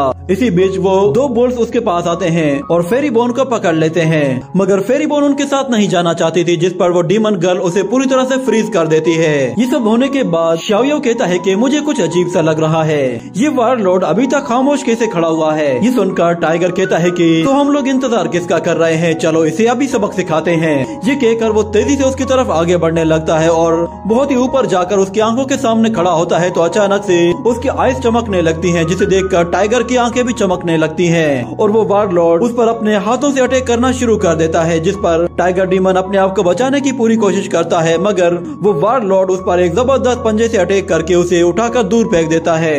ये देखकर शाओ याओ अपने फैन का इस्तेमाल करता है जो कि सीधा जाके उससे टकरा जाता है, मगर उसका भी कोई फायदा नहीं होता। ये देखकर शाओ याओ कहता है कि मेरे सीलिंग स्पेल्स का भी इस पे कोई असर नहीं हो रहा। और दूसरी तरफ वो टाइगर डीमन कहता है कि ऐसा लग रहा है कि जैसे ये वारलॉर्ड बहुत ही ज्यादा होशियार है, इसे पहले से ही पता चल जाता है कि हम लोग क्या करने वाले हैं। ये सुनकर फेंग जियान कहता है कि चलो अब बहाने मत बनाओ, तुम उसे नहीं हरा सकते। जिस पर टाइगर उससे कहता है कि शुक्र करो कि मेरी जगह तुम नहीं हो, वरना तुम तो कब के मारे जाते। ये कहकर वो दोबारा से उस पर हमला करने के लिए जाता है तो उस टाइगर को अपनी तरफ आता देखकर वो वारलॉर्ड उस टाइगर जैसी आयरन रॉड कुछ पत्थरों से क्रिएट करके सेम वैसे ही टेक्निक का इस्तेमाल करता है जैसे कि टाइगर यूज करता है। ये देखकर डीमन गर्ल थोड़ा सा परेशान हो जाती है और वो कहती है कि ये ऐसा लग रहा है कि जैसे टाइगर की सारी स्किल्स को कॉपी कर रहा है। वो लोग टाइगर डीमन को बताते हैं, मगर वो उनकी बात को जरा भी नहीं मानता और अपने साथियों से कहता है कि चलो तुम लोग भी मेरी मदद के लिए आओ। ये सुनते ही युवान लॉन्ग और फेंग जियान दोनों ही आगे बढ़ते हैं। आगे बढ़ते ही वो लोग तेजी से उसके स्पीयर पे हमला करके उसके स्पीयर को नीचे गिरा देते हैं, जिसकी वजह से टाइगर के हाथ से भी स्पीयर गिर जाता है। और फिर युवान लॉन्ग बहुत ही फास्ट स्पीड के साथ उसके चेहरे के पास पहुंच जाता है और उसकी आंख पे अपना स्पीयर घुसा देता है, जिससे उसकी एक आंख काम करना छोड़ देती है। और फिर फेंग जियान अपनी सोर्ड उसकी तरफ थ्रो करता है, जिसे युवान लॉन्ग पकड़कर उसके दूसरी आंख में घुसा देता है, जिसकी वजह से वो डीमन बिल्कुल बेजान हो जाता है। मगर दूसरी तरफ उस टाइगर को भी कुछ भी नहीं दिखाई देने लगता और वो कहता है कि मेरे बाजू और मेरी आंखें दोनों काम नहीं कर रही। ये सुनकर सब लोग उसके पास आकर खड़े हो जाते हैं और युवान लॉन्ग कहता है कि क्या हमारे पास कोई ऐसा तरीका नहीं है कि जिससे हम लोग इसे दोबारा से रिकवर कर सकें। मगर वो डीमन गर्ल कहती है मैंने आज से पहले इस तरह की टेक्निक के बारे में कभी भी नहीं सुना, मैं नहीं जानती कि हम लोग इसे ठीक कर पाएंगे भी या नहीं। फिर शाओ याओ कहता है कि ये वारलॉर्ड बहुत ही ज्यादा अजीब है, ये हमारे ही टेक्निक्स को रीड करके हमारे ही साथ फाइट करता है, इससे लड़ते हुए ऐसा फील होता है कि जैसे हम लोग खुद से ही लड़ रहे हों। और फिर फॉक्स गर्ल कहती है कि ये वारलॉर्ड हमारा माइंड रीड कर रहा है, यानी अगर ये हमारा माइंड रीड कर लेता है तो इसका मतलब है कि हमारी जान जाना तो तय है। अगर इसे मारने के लिए किसी को कुर्बानी देनी पड़ी तो इसे पीछे नहीं हटूंगी। मगर शाओ याओ कहता है कि हमारे पास कोई ना कोई ऑप्शन जरूर होगा, हम कोई और रास्ता ढूंढ लेंगे। मगर फॉक्स गर्ल कहती है कि हमारे पास और कोई रास्ता नहीं है, हो सकता है कि इस तरह हम लोग इस वारलॉर्ड को हरा दें और हो सकता है कि इसे हराने के बाद हम लोग दोबारा से ठीक हो जाएं। इसी तरफ वो डीमन गर्ल कहती है कि अगर डीमन अभी लड़ नहीं सकता और युवान लॉन्ग और मैं हम दोनों उस वारलॉर्ड से नहीं लड़ने वाले, क्योंकि अगर हम उससे फाइट करेंगे तो तुम लोग इसका फायदा उठाकर फेरी बोन को बचाकर यहाँ से निकल जाओगे युआन लोंग कहता है तो तुम ये चाहती हो कि तीनों उस वारलॉर्ड को अकेले हराएं। पर वो डीमन गर्ल उन लोगों से कहती है कि मुझे उम्मीद है कि हम तीनों का मकसद एक ही है, इसलिए हमें एक साथ मिलकर काम करना होगा। हमारा एक सोल्जर अब बिल्कुल बेकार हो चुका है, तो अब तुम्हारी बारी है, तुम में से किसी एक को आगे बढ़ना होगा। ये सुनकर फॉक्स गर्ल युआन लोंग से कहती है कि मुझे इस लड़की पर बिल्कुल भी भरोसा नहीं, मगर मैं जानती हूँ कि तुम अपना वादा जरूर पूरा करते हो। ये कहने के बाद शाओ याओ कहता है कि मैं जाऊंगा, मगर फेरीबॉर्न अपने विप का इस्तेमाल करके उससे पहले ही आगे चली जाती है, जिसकी वजह से वो सीधा वारलॉर्ड की आंखों में जाकर देखती है और वारलॉर्ड उसकी टेक्निक्स को फौरन से कॉपी कर लेता है। मगर उसके साथ साथ वो डीमन गर्ल भी उस वारलॉर्ड का शिकार हो जाती है, क्योंकि उस गर्ल और डीमन गर्ल के बीच में कोई ना कोई कनेक्शन था, जिसकी वजह से अगर एक की जिंदगी जाएगी तो दोनों ही मर जाएंगी। और यहाँ पे ये फॉक्स गर्ल अपने विप के जरिए उससे मुकाबला करने की कोशिश करती है, जिसमें उसे बहुत ज्यादा दिक्कत का सामना करना पड़ रहा था। ये देखकर वो उस डीमन गर्ल को अपनी हेल्प के लिए बुलाती है, तो डीमन गर्ल फौरन से आगे बढ़ती है और आते साथ ही फॉक्स गर्ल के उस विप को छुड़ा देती है। मगर उस वारलॉर्ड के कंधे पर अटैक करने की वजह से उन दोनों का अपना कंधा भी काम करना छोड़ देता है और अब वो लोग सिर्फ एक हाथ से ही फाइट कर सकते हैं। ये देखकर बाकी सब लोग समझ जाते हैं कि ये दोनों ही एक साथ कनेक्टेड हैं और ये बात उन दोनों लड़कियों को भी समझ में आ जाती है कि एक के बगैर दूसरी नहीं रह सकती। ये कहने के बाद वो दोनों बहुत ही तेजी से उस वारलॉर्ड पे हमला करने के लिए जाती हैं और वो फॉक्स गर्ल ऊपर जाने की कोशिश करती है और ऊपर जाकर वो सीधा उस डीमन गर्ल को ऊपर की तरफ उछाल देती ताकि वो उसकी आइज पे अटैक कर सके। मगर उस डीमन गर्ल का अटैक उसके आइज के बजाय उसके चेहरे पे जा लगता है, जिसके बाद वो गुस्से में आकर दोनों पर एक जबरदस्त अटैक करके दोनों को ही बुरे तरीके से इंजर्ड कर देता है। और जब शाओ याओ उसके पास आता है तो वो देखता है कि फॉक्स गर्ल कुछ भी दिखाई नहीं दे रहा और वो उस डीमन गर्ल से कहती है कि मैं जानना चाहती हूँ कि आखिर हमारे बीच किस तरह का कनेक्शन है। ये सुनकर वो डीमन गर्ल कहती है कि मेरी कोई फैमिली नहीं, ना कोई माँ बाप है, ना ही कोई बहन भाई है। और वो शाओ याओ से कहती है कि हमारे ग्रुप से 2 लोग इंजर्ड हो चुके हैं, इसलिए अब तुम्हारी बारी है। ये सुनने के बाद शाओ याओ उससे मुकाबला करने के लिए बिल्कुल तैयार हो जाता है, मगर फेंग जियान उससे कहता है कि तुम फेरीबॉर्न और फॉक्स गर्ल का ख्याल रखो, मैं उससे जाके लड़ता हूँ। मगर शाओ याओ उससे मना करता है और कहता है कि हमें ये लेवल हर हाल में पास करना ही होगा, वरना हम में से कोई भी जिंदा नहीं बचने वाला, इसलिए हम लोग एक साथ मिलकर इससे फाइट करें तो हम इसे हरा सकते हैं। और मैं जानबूझकर वारलॉर्ड को अपना माइंड रीड करवाऊंगा ताकि वो मेरी टेक्निक से फाइट करे। इतने में फेरीबॉर्न आजाद हो जाती है और वो उनकी तरफ आगे बढ़ने लगती है, मगर शाओ याओ उसे दोबारा से फ्रीज कर देता है। उसकी बात सुनकर युआन लोंग कहता है कि मैं जानता हूँ तुम्हारे अटैक ज्यादा स्ट्रॉन्ग नहीं है, मगर तुम बहुत ही अच्छी प्लानिंग करते हो, जिसकी वजह से हमें और भी ज्यादा तकलीफ का सामना करना पड़ सकता है। मगर शाओ याओ कहता है कि मुझे लगता है कि शायद ये मेरे कुछ स्किल्स को ही कॉपी कर सकता है, मगर ये मेरी सोचने की एबिलिटी को कॉपी नहीं कर सकता। जिसके बाद शाओ याओ उसके सामने आकर खड़ा हो जाता है, तो वो वारलॉर्ड फौरन से उसकी आइज को देखते ही उसकी टेक्निक्स को कॉपी कर लेता है और उसके वेपन जैसा एक वेपन भी फौरन से क्रिएट कर लेता है, जो कि साइज में काफी ज्यादा बड़ा होता है। और वो वारलॉर्ड उस वेपन से जैसे ही हमला करने वाला होता है तो शाओ याओ ये देखकर फौरन से वहाँ से भागने की कोशिश करता है, मगर वो वेपन सीधा आके उसको हिट करने ही वाला होता है कि शाओ याओ उससे बाल बाल बच जाता है। और वो वारलॉर्ड दोबारा से वेपन उठाकर उस पर एक जबरदस्त एयर प्रेशर से अटैक करता है, जिससे वो उसे उठाकर दूर फेंक देता है और फिर एक के बाद एक एयर प्रेशर से अटैक करना शुरू करता है, जिसकी वजह से शाओ याओ उड़ते हुए एक और वारलॉर्ड की बॉडी से जा टकराता है, जो कि पहले से ही डिस्ट्रॉय हो चुका था।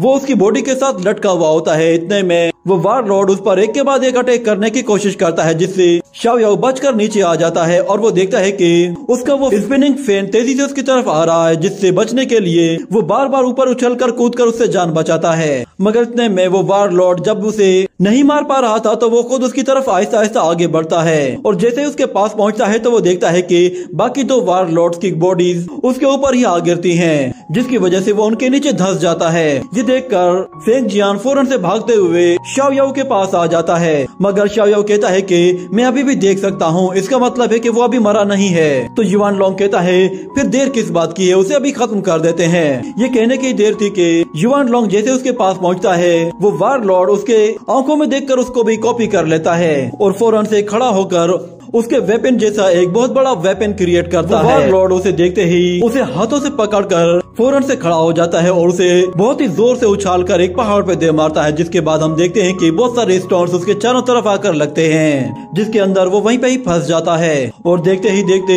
वो युआन लोंग की तरह एक बहुत बड़ा स्पीयर भी क्रिएट करता है, जो कि साइज में काफी बड़ा और खतरनाक लग रहा था। ये देखकर फेंग जियान कहता है कि अब तो मरे गए, क्योंकि इसने सबसे पावरफुल वॉरियर को कॉपी कर लिया है। जिसके बाद शाओ याओ कहता है कि मैंने सोचा भी नहीं था कि इसकी माइंड रीडिंग एबिलिटी इतनी ज्यादा होगी। मगर फिर फेंग जियान उस डीमन से कहता है कि मुझे बताओ कि तुम्हारी एबिलिटीज क्या हैं और उनकी वीकनेस क्या हैं। तो युआन लोंग कहता है अगर मैं तुम्हें बता भी दूं तो भी तुम मेरी स्पीड का मुकाबला नहीं कर पाओगे। तो शाओ याओ उससे कहता है हो सकता है कि एक बंदा तुम्हारी स्पीड को मैच ना कर पाए, मगर हम दो एक साथ मिलकर लड़ेंगे। ये सुनकर युआन लोंग कहता है कि ठीक है, जैसा मैं कहूँ वैसा करते जाओ। और फिर हम देखते हैं कि युआन लोंग उन्हें हर अटैक के बारे में गाइड करना शुरू करता है, जिसकी वजह से वो लोग उस वारलॉर्ड के अटैक से पहले ही समझ जाते थे कि वो किस तरफ अटैक करने वाला है। युआन लोंग उन्हें काफी देर तक गाइड करता रहता है, जिसके बाद वो देखता है कि उन लोगों की स्पीड आहिस्ता आहिस्ता कम होती जा रही है। मगर दूसरी तरफ वो डीमन उसकी स्पीड कम होने का नाम ही नहीं ले रही, बल्कि वो एक के बाद एक अटैक किए जा रहा होता है। पर क्योंकि वो लो थे, इसलिए उन दोनों के साथ एक साथ फाइट करने में उस वारलॉर्ड को थोड़ी सी दिक्कत का सामना करना पड़ रहा था। मगर जब वारलॉर्ड अपने स्पीयर की पोजीशन चेंज करता है तो युआन लोंग उनसे कहता है कि तुम लोगों को फौरन से बचना होगा, क्योंकि ये मेरा सबसे फास्टेस्ट अटैक है। और हम देखते हैं कि वो वारलॉर्ड जैसे ही स्पीयर अटैक करता है तो उस एक अटैक के पीछे बहुत सारे अटैक्स होते हैं, जिनसे बचते हुए वो लोग फिर से भागना शुरू करते हैं। और युआन लोंग उन्हें हर अटैक से पहले ही गाइड करना शुरू करता है कि किस तरफ अटैक होने वाला है और उन्हें किस तरफ मूव करना चाहिए। उस वारलॉर्ड के अटैक्स इतने ज्यादा फास्ट होते हैं कि वो लोग उस अटैक से बाल बाल बच रहे होते हैं। और इतने में शाओ याओ के दिमाग में एक आइडिया आता है। वो फेंग जियान से कहता है कि मेरे पीछे आओ। शाओ याओ उसका जानबूझकर ध्यान भटकाता है ताकि वो उसी पर अटैक्स करना शुरू करे। और ऐसा ही होता है, वो वारलॉर्ड उसके पीछे पड़ता है और उस पर एक के बाद एक अटैक करना शुरू करता है। और दूसरी तरफ फेंग जियान को मौका मिल जाता है। वो ऊपर आकर अपनी स्वॉर्ड बहुत ही तेजी से उसकी तरफ थ्रो करता है, जो कि सीधा उसकी आंख में जा लगती है, जिसकी वजह से वो फिर से बिल्कुल बेजान होकर नीचे गिर पड़ता है। और युआन लोंग कहता है मुझे कुछ भी दिखाई नहीं दे रहा। और शाओ याओ देखता है कि उस वारलॉर्ड के खत्म होने के बावजूद भी कोई भी रिकवर नहीं कर पाया, सब के सब वैसे के वैसे ही हैं। और फिर डीमन गर्ल कहती है कि आखिर उस 7th गेट के आगे क्या है, मैं देखना चाहती थी। ये सुनकर वो टाइगर वहाँ पे आता है और कहता है कि तुम्हें अब भी वो सब कुछ देखने की पड़ी हुई है। तुम जानती भी हो कि तुम्हारी इस जिद की वजह से न जाने कितने डीमन जान से मारे गए। आखिर तुम्हारे उस डीमन लीडर को दोबारा जिंदा करने का फायदा ही क्या हुआ? हमने अपने इतने ज्यादा साथियों को खो दिया। और इतने में हमें वहाँ पे फेरी बोन को दिखाया जाता है। वो तेजी से उन लोगों की तरफ भागती हुई आ रही थी। इतने में वो वारलॉर्ड अचानक से दोबारा जिंदा हो जाता है। और ये बात युआन लोंग को पता चल जाती है, क्योंकि उसे दोबारा से दिखाई देने लगा था।